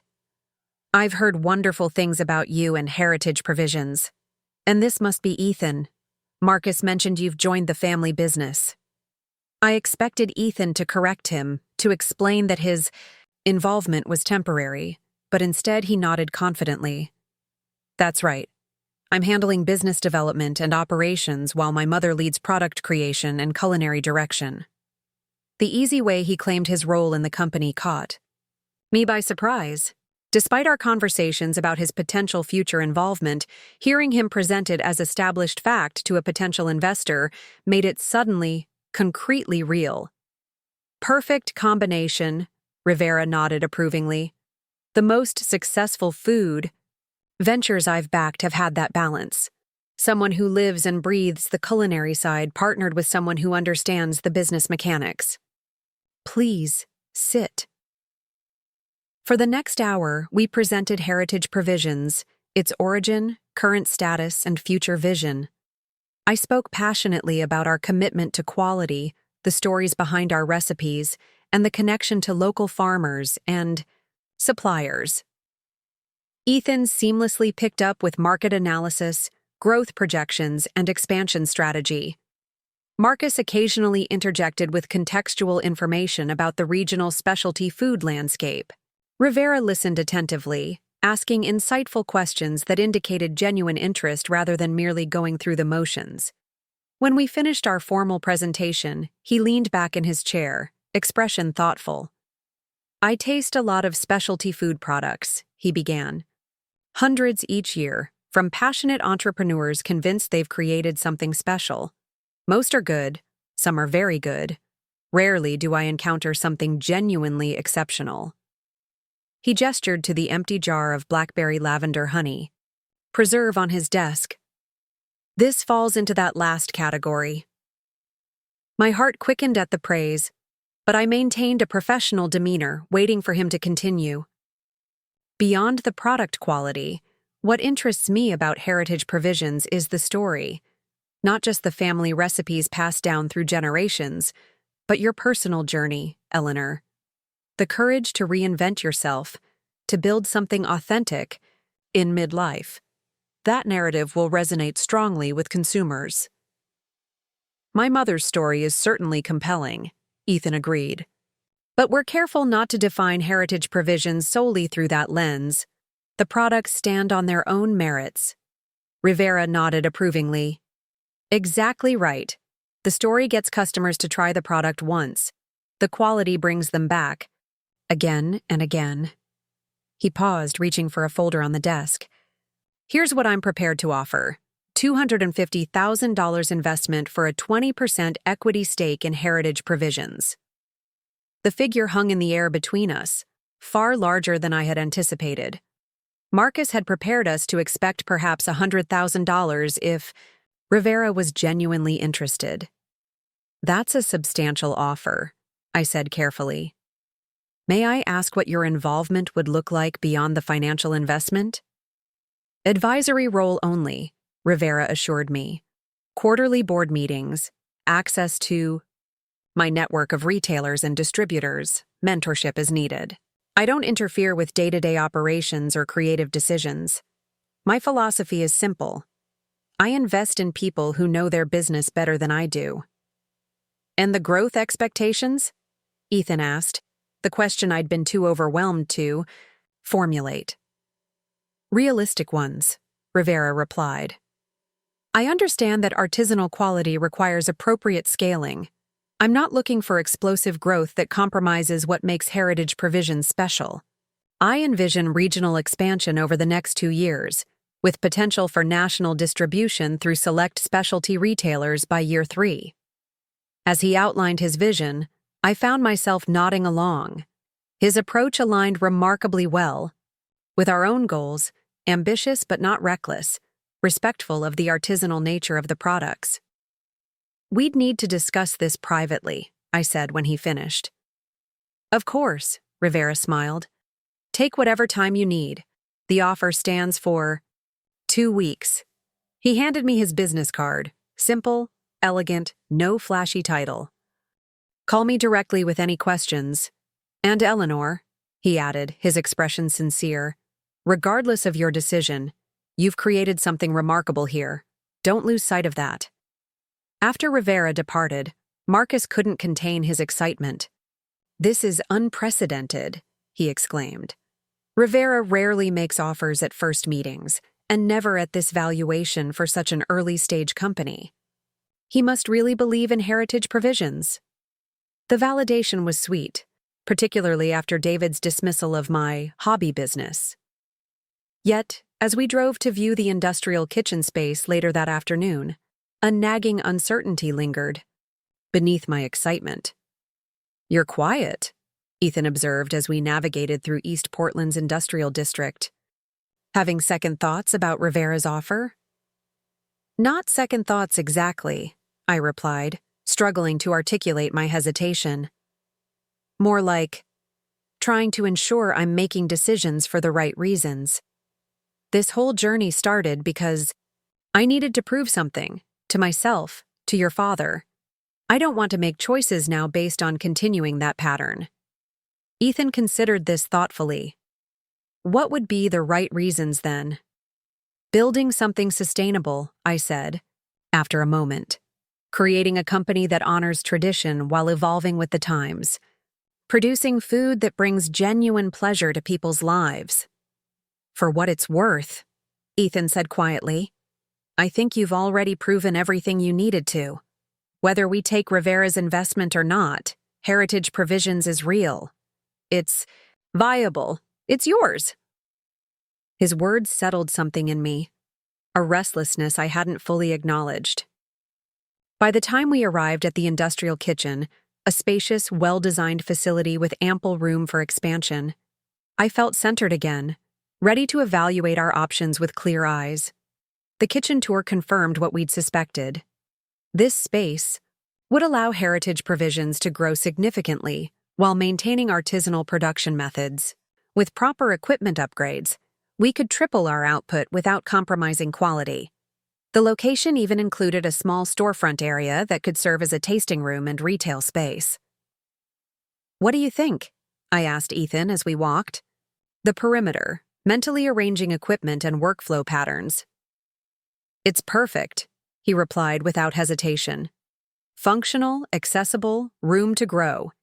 With Rivera's investment, we could secure a 3-year lease and still have capital for equipment upgrades and inventory expansion."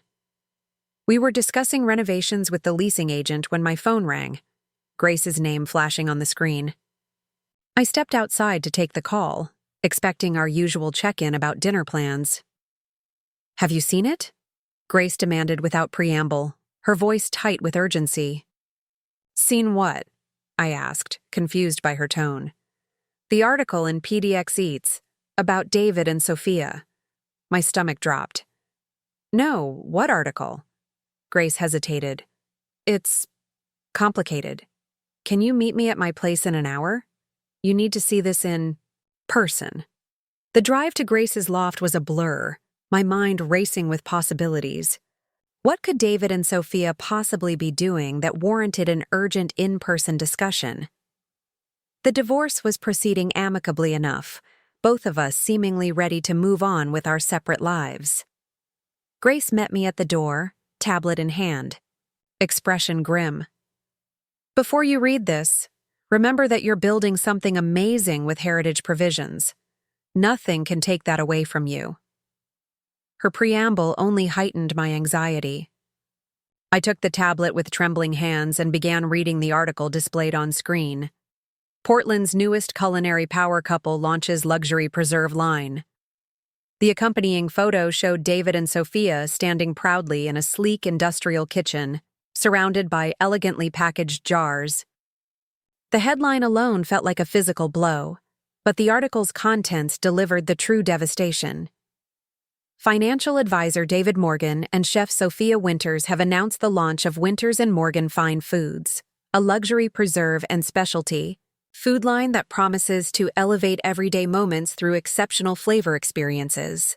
Their inaugural collection features innovative flavor combinations like champagne poached pear with saffron and black truffle wild mushroom spread. "We're bringing a sophisticated contemporary approach to the preserves market," explains Winters, who trained at the renowned Le Cordon Bleu Paris before returning to Portland. "Our products are designed for the discerning palate, complex flavors crafted with premium ingredients." Morgan, who handles the business side of the venture, describes it as the natural evolution of a lifelong passion for fine food. The couple plans to distribute exclusively through high-end specialty retailers, with online direct-to-consumer sales launching next month. I couldn't read further. The room seemed to tilt around me as the full impact registered. David, my David, who had dismissed my preserve business as a hobby, who had never shown the slightest interest in specialty foods, was now launching his own competing company with Sophia. "They stole my idea," I whispered, shock giving way to a red-hot anger unlike anything I'd experienced before. My grandmother's recipe book disappears and suddenly they're preserve experts? This is why Sophia vandalized my shop. She wasn't just being vindictive. She was conducting industrial espionage. Grace sat beside me, her expression murderous. The recipe book that mysteriously reappeared in a dumpster, after they'd had plenty of time to copy everything. The pieces clicked into place with sickening clarity. My hands shook with rage as I scrolled through the rest of the article, which detailed Winters and Morgan's unique approach and artisanal techniques, descriptions that could have been lifted directly from my own business plan. The timing can't be coincidental, I said, my voice unnaturally calm despite the storm raging inside. They waited until Heritage Provisions gained traction, then launched their knockoff with fancy packaging and inflated prices. They're positioning themselves as the premium alternative to my quaint family recipes. Grace took the tablet gently from my hands. "What are you going to do?" It was the same question she'd asked months ago when I'd discovered David's affair. Only now, the betrayal cut deeper. This wasn't just my husband cheating. This was someone stealing my heritage, my family legacy, my future livelihood. "I'm going to fight," I said, standing abruptly. "But first, I need to talk to Ethan. And a lawyer." I called Ethan on the drive home, asking him to meet me at the house. When I arrived, he was already waiting on the porch, concern evident in his expression. "What's happened?" he asked as I approached. "You sounded upset on the phone." Wordlessly, I handed him my phone with the article displayed. I watched his face as he read. Shock, disbelief, and finally, a cold anger mirroring my own. "That son of a—" he began, before catching himself. "Sorry, but this is—" "I can't believe he would do this to you, to us." The us wasn't lost on me. In Ethan's mind, Heritage Provisions had already become our shared venture, our joint future. "It gets worse," I said, unlocking the front door. "I think they stole Grandma's recipes. The book that went missing after the break-in? I'll bet anything Sophia took it, copied everything, then dumped it where it would eventually be found." Ethan's expression darkened further. "If they're using your recipes, that's intellectual property theft. We need to talk to a lawyer." "Already on it," I confirmed, reaching for my laptop. I called Marcus from the car. He's connecting us with an intellectual property attorney tomorrow morning. As I opened my email to confirm the appointment, a new message arrived from an unfamiliar address. David. "Morgan, Winters, and Morgan. Come." The sight of it, so official, so calculated, sent a fresh wave of anger through me. "He's emailing you from their company account?" Ethan said incredulously, reading over my shoulder. "That's some nerve." I clicked, opened the message, bracing myself for whatever justification or explanation David might offer. "Ellie, by now you've probably seen the announcement about Winters and Morgan. I wanted you to hear from me directly that this venture represents a new chapter in my life, one I'm pursuing with passion and commitment. While I understand you might perceive some similarities between our businesses, I assure you that Sophia's recipes are entirely original creations based on her professional culinary training. Any resemblance to Heritage Provisions products is coincidental and reflects market demand for certain flavor profiles.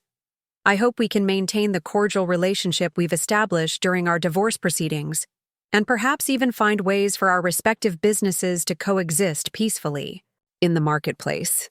Regards, David Morgan, co-founder and CEO, Winters and Morgan Fine Foods." The cool detachment of his message, the corporate signature, the audacity of suggesting our businesses might coexist peacefully, it all fueled a determination I hadn't known I possessed. "He's gaslighting you," Ethan said, disgust evident in his voice. "Trying to make you doubt yourself, question whether they actually stole anything." "Classic David," I nodded. "He's building plausible deniability. If we pursue legal action, he'll claim Sophia developed everything independently through her culinary training." "Can we prove otherwise?" Ethan asked. "Without the original recipe book, it might be difficult to establish that their products are based on Grandma's recipes." I considered this, trying to think like the businessman David had always been. "We might not need to prove they stole specific recipes. The timing alone is suspicious. David had no interest in specialty foods until he saw Heritage Provisions gaining traction. And Sophia's break-in at the shop is documented with the police. Plus, there's the social media evidence," Ethan added. "The selfie she posted outside your shop the night of the vandalism." A plan began forming in my mind, not just a defensive strategy to protect Heritage Provisions, but a comprehensive approach to outmaneuver Winters and Morgan in the marketplace. "We need to move quickly," I said, pulling out a notebook. "Here's what we're going to do." For the next 3 hours, Ethan and I developed our response strategy, fueled by a shared determination to protect what we'd built. By midnight, we had a comprehensive plan addressing immediate legal concerns, brand positioning, market differentiation, and accelerated growth. One question remains, Ethan said as we reviewed our action items. Do we still take Rivera's investment? I'd been wrestling with this very question since seeing the article. On one hand, Rivera's capital would allow us to implement our response strategy more aggressively. On the other hand, accepting external investment meant accountability to someone beyond ourselves, potentially limiting our flexibility during this crucial period. I think we do, I decided after careful consideration. But with one condition, we negotiate for a smaller investment amount with the same equity percentage. Instead of $250,000 for 20%, we ask for $150,000. That gives us enough capital for immediate needs without overcapitalizing. Ethan nodded slowly. Smart. It shows Rivera we're confident in our ability to grow efficiently while still securing the partnership benefits beyond just money, his network, his mentorship, his credibility in the specialty food world. The next morning, we met with Jennifer Liang, the intellectual property attorney Marcus had recommended. She reviewed everything: the article, Sophia's deleted social media post, the timing of events, David's email, with methodical precision. Here's where we stand legally, she explained after her review. Without direct evidence that they copied your specific recipes, proving intellectual property theft will be challenging. However, the documented break-in at your shop, combined with the suspicious timing of their launch, gives us leverage for a cease and desist letter that may slow them down. What about trademark protection? I asked. Heritage Provisions is registered, but we haven't trademarked individual product names or flavor descriptions. Jennifer nodded. That should be our first priority, securing comprehensive trademark protection for your existing products and anticipated future lines. That won't stop them from making similar preserves, but it will prevent them from using your specific branding language or product names. And beyond legal action? Ethan pressed. What's our best strategy for marketplace differentiation? That's where public relations comes in, Jennifer smiled. I've taken the liberty of inviting my colleague James Chen to join us. He specializes in crisis management and competitive PR for food businesses. As if on cue, there was a knock at the door, and a sharply dressed man in his 40s entered with an energetic stride. James Chen, he introduced himself with a firm handshake. I've reviewed your situation, and I believe we have a significant opportunity here, not just to defend against this competitive threat, but to leverage it for Heritage Provisions' benefit.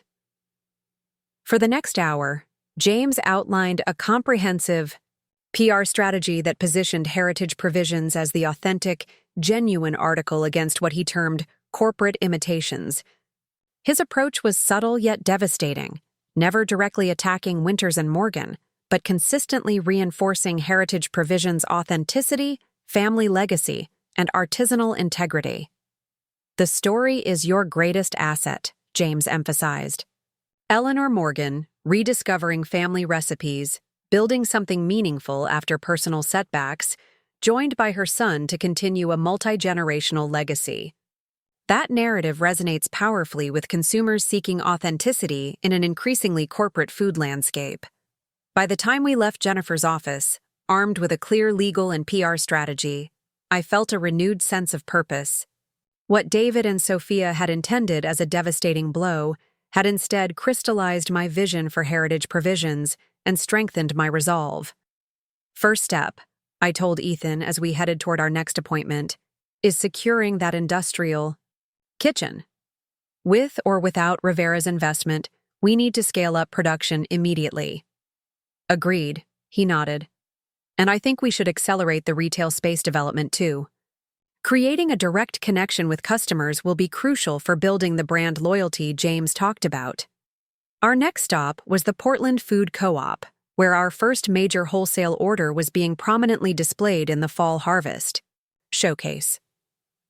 Donna Wright greeted us warmly, leading us to an eye-catching end cap feature where Heritage Provisions preserves were artfully arranged among autumn decorations. "They're flying off the shelves," she reported happily. "We've sold nearly half the initial order in just 3 days. Customers love the story.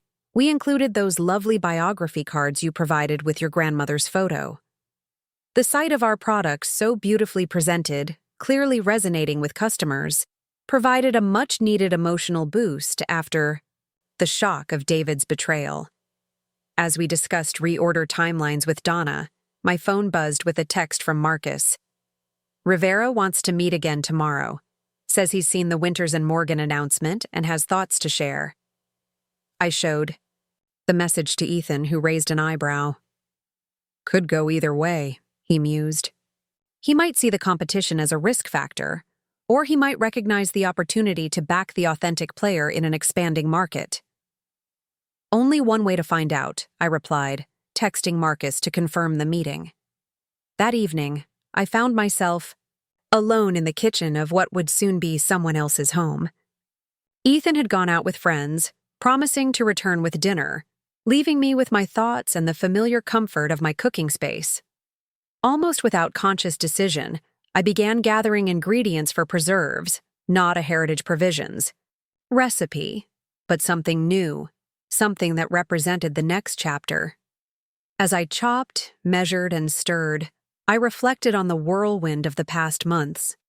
From the devastating discovery of David's affair to the launch of Heritage Provisions, from Ethan's unexpected partnership to this latest challenge from Winters and Morgan, each apparent setback had ultimately propelled me forward, forcing growth and change I might otherwise have avoided.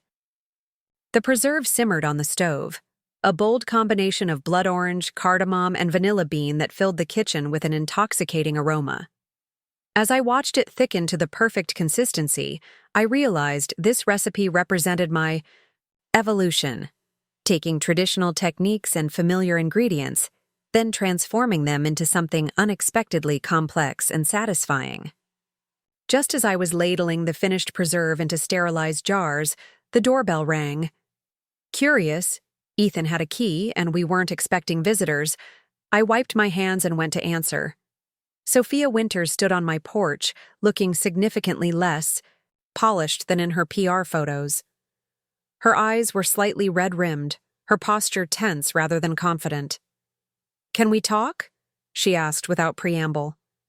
"It's important." My first instinct was to slam the door in her face. This woman had broken into my shop, stolen my recipe book, vandalized my property, and now had the audacity to appear at my home? But curiosity overrode anger, and I stepped back to allow her inside. 5 minutes, I said coldly. "That's all you get." Sophia entered cautiously, glancing around as if expecting an ambush. When she spoke, her voice lacked the smoothness I'd anticipated, instead sounding strained and hesitant. "I know what you must think of me," she began, remaining standing even when I gestured toward the living room seating. "The other woman, the thief, the vandal. You forgot corporate copycat," I added dryly. "Though I suppose that's David's role in your little partnership." She flinched visibly at his name. "That's actually why I'm here. David isn't. He isn't who you think he is. Or maybe he's exactly who you think he is, just worse." My patience thinned. "If you came to badmouth my ex-husband, you're wasting both our time. I'm well aware of David's shortcomings." "No," Sophia shook her head emphatically. "You don't understand. Winters and Morgan wasn't my idea. It was David's, from the beginning. He saw what you were building with Heritage Provisions, saw the potential, and decided to appropriate it, but with a luxury positioning." I studied her face, searching for signs of deception. "Why should I believe anything you say? You broke into my shop, stole my family's recipe book." "Yes," she admitted, surprising me with her directness. "I did. David convinced me it was justified, said you'd taken family money to fund your hobby, that recovering the recipes was just evening the score." She reached into her bag and withdrew a manila envelope. "But this is beyond what I signed up for." She handed me the envelope. Inside were internal Winters and Morgan documents, marketing plans, product development schedules, financial projections. As I scanned them, my blood ran cold. David's strategy was more calculated than I'd imagined, a systematic plan to position Winters and Morgan as the premium alternative to heritage provisions, leveraging my initial market development while targeting higher-end retailers with essentially the same products at triple the price point. Most damning was a slide titled Competitive Elimination Strategy, which outlined a three-phase approach to forcing heritage provisions out of business through targeted price undercuts at key retailers, followed by acquisition offers when financial pressure peaks. "He's planning to put me out of business, then buy my company for pennies on the dollar," I said, the realization like ice in my veins. Sophia nodded miserably. "That's the endgame. Use me for culinary credibility. Use your recipes as the foundation. Then eliminate you as competition before ultimately absorbing whatever brand equity you've built." "Why are you showing me this?" I demanded, suspicion overtaking shock. "Why betray your business partner?" She laughed bitterly. "Partner? I'm an employee, Eleanor, a glorified recipe tester with a fancy title and a 1% equity stake. I thought we were building something together, personally and professionally. Then I found these documents, along with plans to replace me with a more prominent chef once the brand is established." The revelation of David's duplicity, even toward his affair partner, shouldn't have surprised me. Yet somehow this new depth of calculation still had the power to shock. "So what now?" I asked. "You've warned me. What do you expect in return?" "Nothing," Sophia said quietly. "Consider it partial atonement for my role in all this. Use the information however you see fit." She turned to leave, then paused. "For what it's worth, your preserves, the ones I tried from your recipe book before returning it, they're extraordinary. Better than anything I created for Winters and Morgan, even with my training. There's something in them that can't be taught in culinary school. Something authentic." After she left, I stood frozen in the entryway, the envelope of documents, heavy in my hands. When Ethan returned 20 minutes later with takeout, he found me still there, processing the encounter. "Mom, what's wrong?"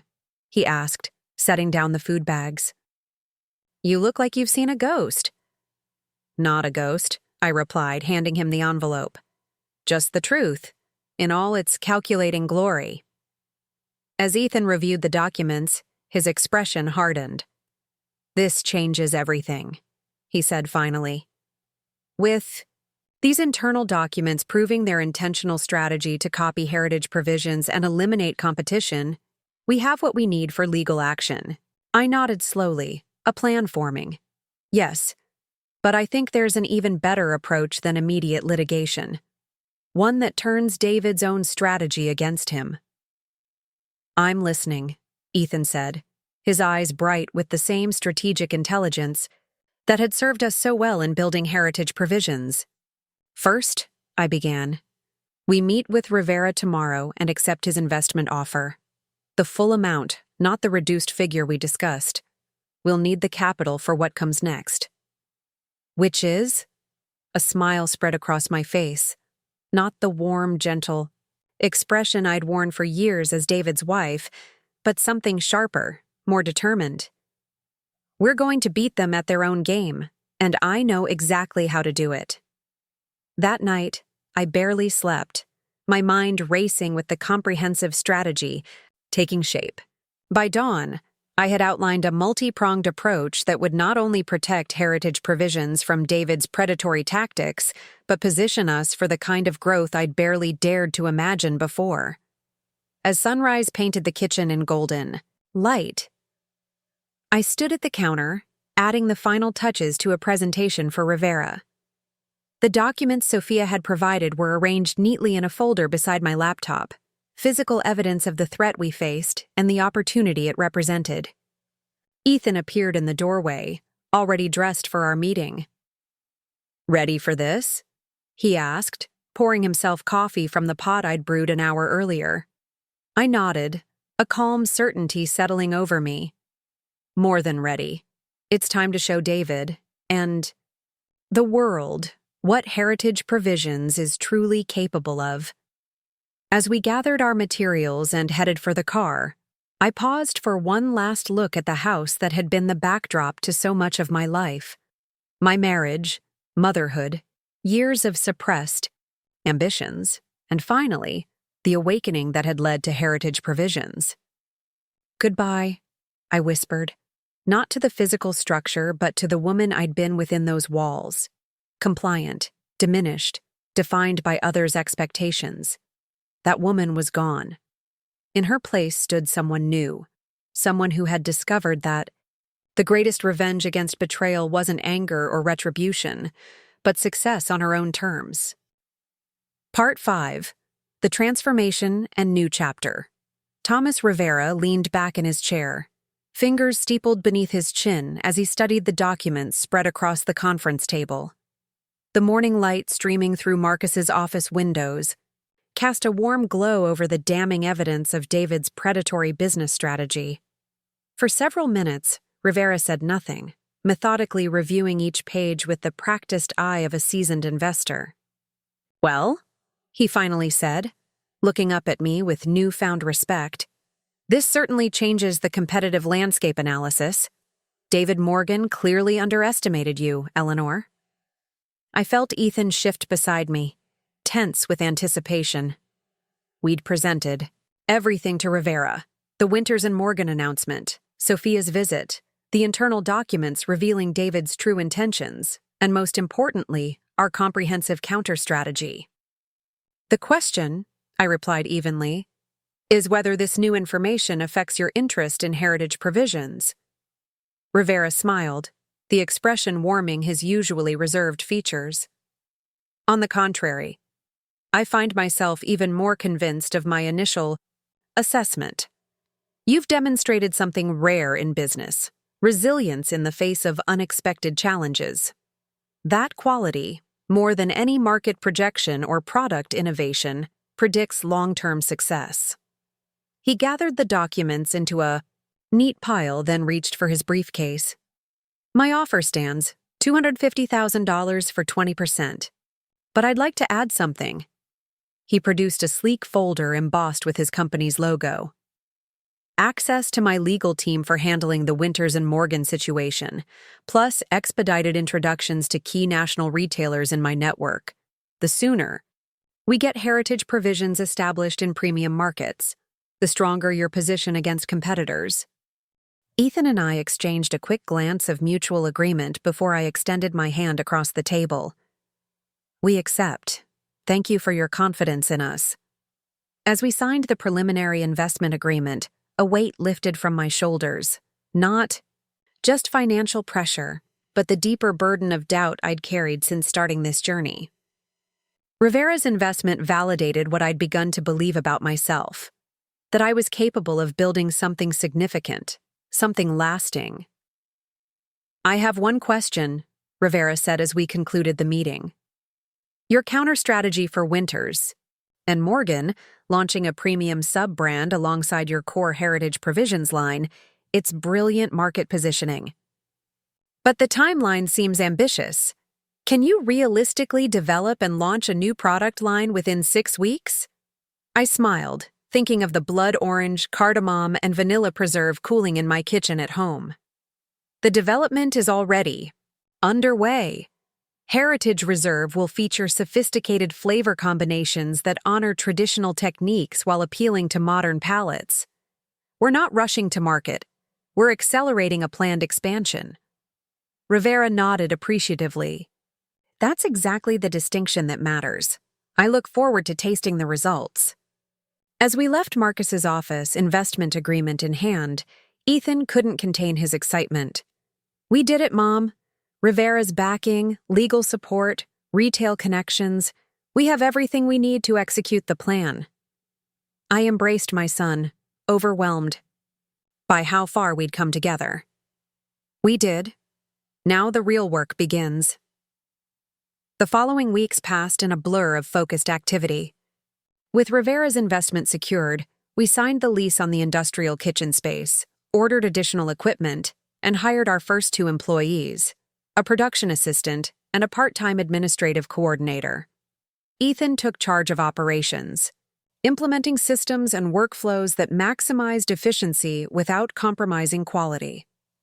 Jennifer Liang, our intellectual property attorney, filed comprehensive trademark protections for both heritage provisions and our new premium line, Heritage Reserve. She also prepared cease and desist letters regarding specific recipes and production methods that mirrored my grandmother's too closely, ready to deploy if Winters and Morgan's products crossed certain legal boundaries. James Chen, our PR strategist, orchestrated a masterful campaign that subtly positioned heritage provisions as authentically artisanal since 1937, the year my grandmother began developing her preserve recipes. Without ever mentioning Winters and Morgan by name, the messaging emphasized multi-generational expertise and family tradition, in contrast to recent corporate entrance to the specialty preserves market. 32 days after our meeting with Ida Rivera, I stood in our new production facility, surveying the transformation. What had been an empty industrial space now hummed with purposeful activity. The commercial kitchen gleamed with state-of-the-art equipment beside carefully preserved vintage copper pots, a visual representation of our brand ethos, honoring tradition while embracing innovation. The front retail space, though still under construction, was taking shape as a warm, inviting tasting room where customers could sample products and learn about the family heritage behind them. Large framed photographs adorned the walls, my grandmother in her kitchen, my mother preserving, summer peaches, me as a young woman learning the techniques that would later become the foundation of heritage provisions. The contractor says the retail space will be ready for our grand opening next week, Ethan reported, clipboard in hand as he joined me. Just in time for the food critic from Northwest Table to visit. I nodded, mentally reviewing our launch timeline. And the first production run of Heritage Reserve? 12 varieties, 24 cases each, labels arriving tomorrow. We'll have everything ready for the distributor meeting on Thursday. I smiled at his efficiency. In just a few months, Ethan had evolved from enthusiastic helper to confident operations director, applying his business education to real-world challenges with remarkable aptitude. "Any word from your father?" I asked casually, though we both knew there was nothing casual about the question. Ethan's expression tightened. Nothing direct, but according to their social media, Winters and Morgan is hosting a launch party at Archer's next Tuesday, same night as our grand opening. Of course they are, I sighed, unsurprised by David's transparent attempt to overshadow our event. Well, we'll just have to make our opening impossible to ignore. Later that afternoon, I met Grace for coffee at her restaurant before the dinner service began. She'd been my emotional anchor throughout this whirlwind period, providing perspective when stress threatened to overwhelm me. "So, Heritage Reserve launches next week alongside the new retail space," she summarized, stirring her espresso. "Rivera's investment is finalized. The Portland Food Co-op has doubled their order. And Northwest Table is sending their notoriously picky food critic to your opening. Not bad for a woman whose husband claimed she couldn't run a business." I laughed at her succinct summary. "When you put it that way, it sounds almost easy." "There was nothing easy about it," Grace countered firmly. "You built something remarkable from scratch while navigating a divorce, a betrayal, and now direct competition from your ex. Most people would have crumbled under half that pressure." Her words warmed me, but I shook my head slightly. "I had help. You, Marcus, Ethan. I couldn't have done this alone." "That's not weakness, Ellie," Grace said gently. "That's wisdom. Knowing when to accept support, when to collaborate, when to delegate. David always operated like a solo act even within your marriage. You're building a community around heritage provisions, and that's why you'll succeed where he'll ultimately fail." As if summoned by our conversation, my phone buzzed with a text from Ethan. "Dad just called. Wants to meet tomorrow. Says it's important. I showed the message to Grace, who raised a skeptical eyebrow. Interesting timing. What do you think he wants? Only one way to find out, I replied, texting Ethan back. Tell him noon at Riverfront Park. Public place, limited time. The following day dawned crisp and clear, autumn painting the park in brilliant shades of gold and crimson. I arrived early, selecting a bench with a view of the Willamette River. The water flowed steadily past, a reminder that movement forward was the natural order of things. David appeared precisely at noon, dressed in the impeccable business attire that had once seemed so impressive to me. Now, I noticed the artifice, the carefully selected designer watch, the expensive haircut, the practiced confidence in his stride. All external markers of success without the substance beneath. Eleanor, he greeted me formally, taking a seat beside me on the bench. Thank you for meeting me. What do you want, David? I asked directly, seeing no reason for pleasantries. He sighed, gazing out at the river rather than meeting my eyes. I've been monitoring Heritage Provisions' development. You've made remarkable progress. The Rivera investment was particularly impressive. Is that why you wanted to meet? To complement my business acumen after spending years dismissing it? David winced slightly at my tone. Partially, but also to propose a solution that could benefit us both. He turned to face me, expression serious. I want to discuss a merger between Winters and Morgan and Heritage Provisions. I stared at him, momentarily speechless, before a startled laugh escaped me. A merger? You can't be serious. I'm completely serious, he insisted. Think about it logically, Eleanor. We're competing for the same market share. You have authentic family recipes and a compelling origin story. We have Sophia's culinary training and connections to luxury retailers. Together, we could dominate the specialty preserves category nationally. The audacity was breathtaking. After stealing my recipes, planning to drive me out of business, and scheduling his launch party specifically to overshadow my grand opening, he now proposed we join forces, as if his betrayal could be erased by a business arrangement. David, I said carefully, I want to be absolutely clear. There will never, under any circumstances, be a merger between our companies. Heritage Provisions and Winters and Morgan will remain competitors, nothing more. His expression hardened. That's an emotional response, not a business decision. Competition between us will drive down prices, split the market, and ultimately, harm both companies. Perhaps, I conceded, but I'd rather compete fairly than partner with someone who's already demonstrated such dishonesty. I stood, signaling the end of our conversation. If that's all you wanted to discuss, I have a business to run. David rose as well, his composure slipping just enough to reveal frustration beneath. This isn't over, Eleanor. Winters and Morgan launches officially next week. Once retailers and consumers experience our products, you'll understand the market reality. My offer won't remain open indefinitely.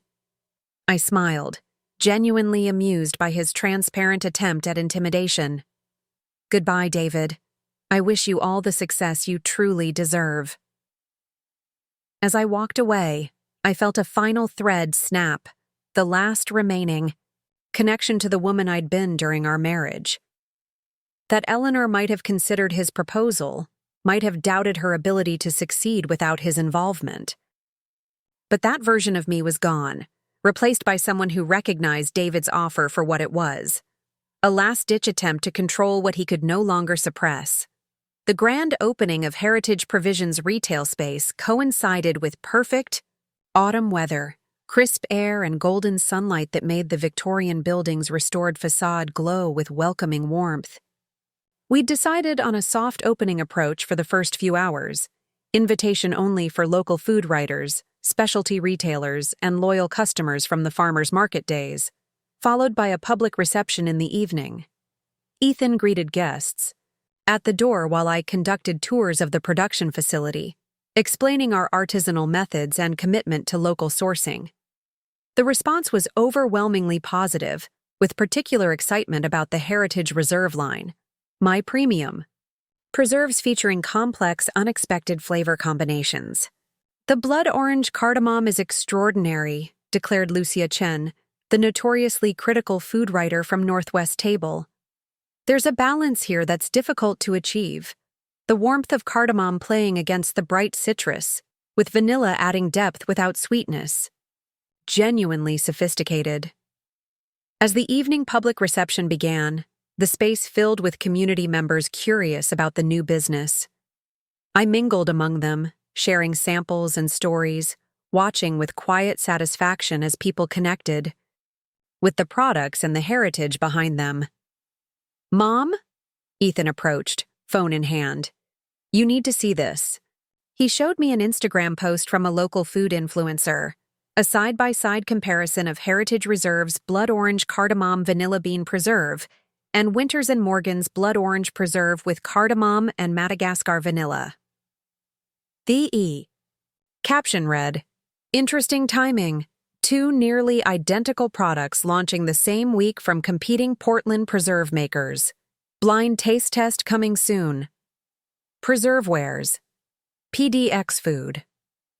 I studied the image, noting the similarities in color and texture, though Winters & Morgan's packaging featured more elaborate design elements and premium cues. They rushed something similar into production, I realized. They must have heard about Heritage Reserve through industry channels and scrambled to create a competing product.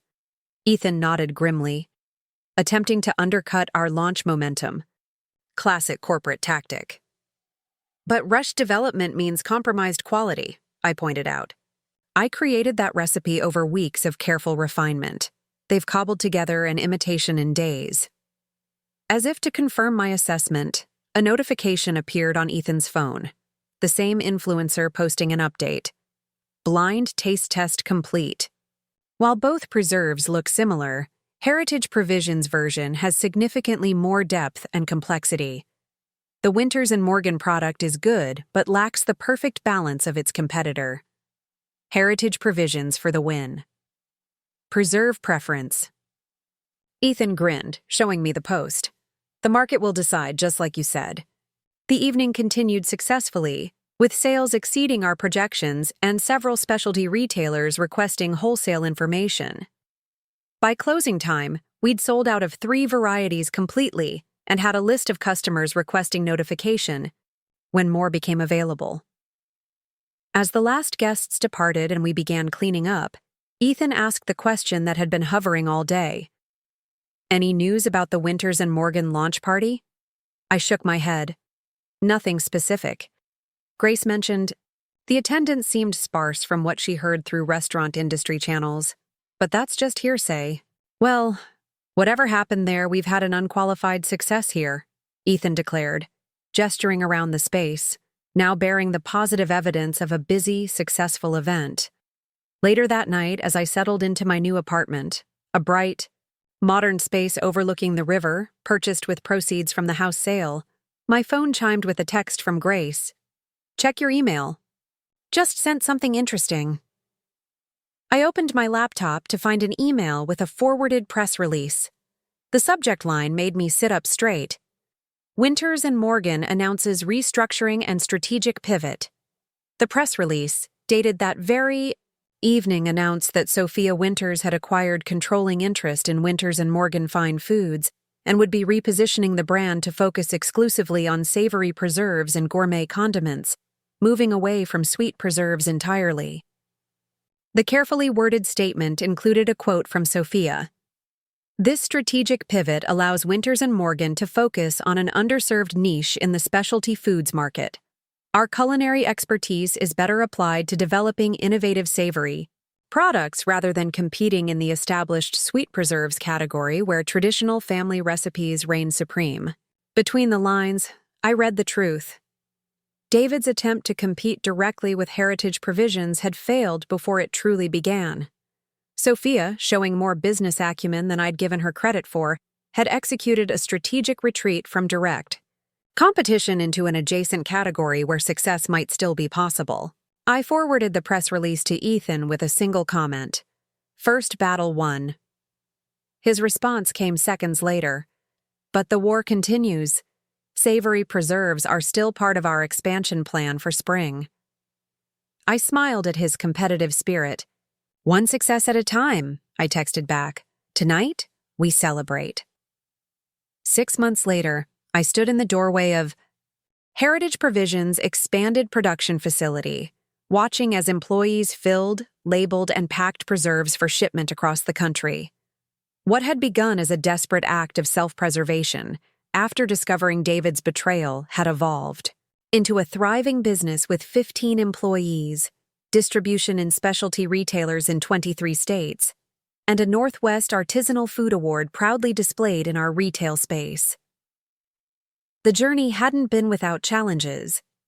Winters and Morgan continued to compete in adjacent categories, though David had been notably absent from recent press about the company, with Sophia increasingly positioned as the sole creative force.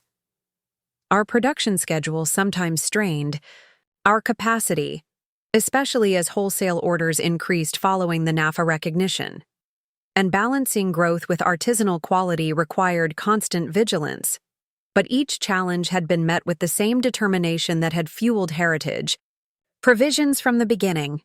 Ethan had proven himself an exceptional operations director, implementing systems that maintained quality while increasing efficiency.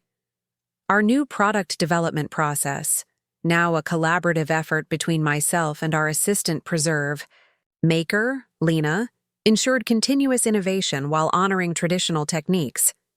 "Delivery for you, Ms. Morgan," called Amy, our office manager, approaching with a small package. "Just arrived by courier." I thanked her and opened the package to find a handwritten note from Thomas Rivera, accompanying a newspaper clipping from the Wall Street Journal's business section. The headline read, "Heritage Provisions leads artisanal preserve renaissance, expanding traditional category." Rivera's note was brief but meaningful. "Vision, resilience, authenticity. You exemplify all three. Proud to be part of your journey. TR." I pinned the article to our employee bulletin board, a reminder of how far we'd come and the principles that had guided our growth. As I turned to head back to my office, I caught sight of Ethan in the test kitchen, teaching a new employee the precise technique for testing preserves for the perfect set, the very method my grandmother had taught me decades ago. The sight filled me with a profound sense of continuity and purpose. What had begun as an act of defiance, taking half the savings and starting the business my husband had dismissed, had become something far more meaningful. A legacy stretching backward to my grandmother and forward to future generations. That evening, after production had ended for the day, I invited the entire team to gather in the retail space for an impromptu celebration.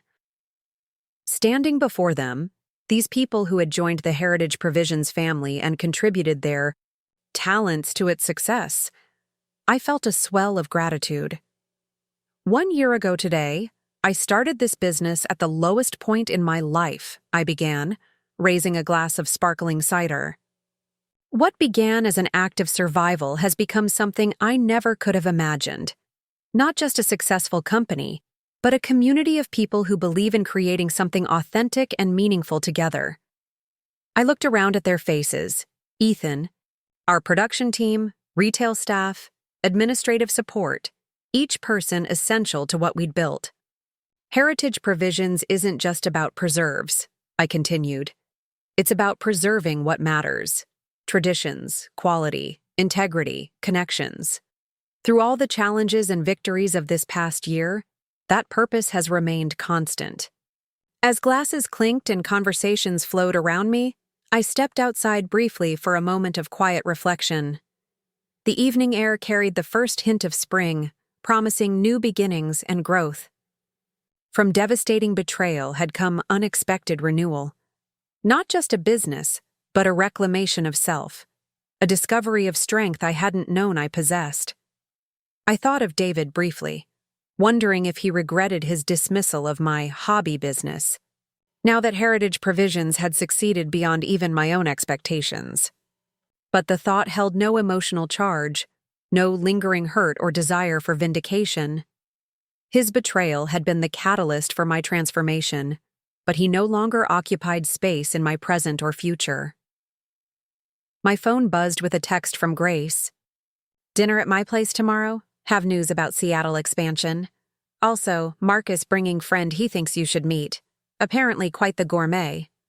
I smiled, typing back, "Wouldn't miss it. I'll bring the preserves." As I returned inside to rejoin the celebration, I caught my reflection in the window. Confident, purposeful, at peace. The woman who had once measured her worth through others' eyes now stood firmly in her own power, building a future entirely of her own design. The business I'd always dreamed of had become more than financial success or professional validation. It had become the vehicle through which I'd rediscovered myself, stronger, more resilient, and infinitely more capable than I'd ever imagined. And that, I realized, as I stepped back into the warm light of Heritage Provisions, surrounded by the community we'd built together, was the most valuable preservation of all. Up next, you've got 2 more standout stories right on your screen. If this one hit the mark, you won't want to pass these up. Just click and check them out.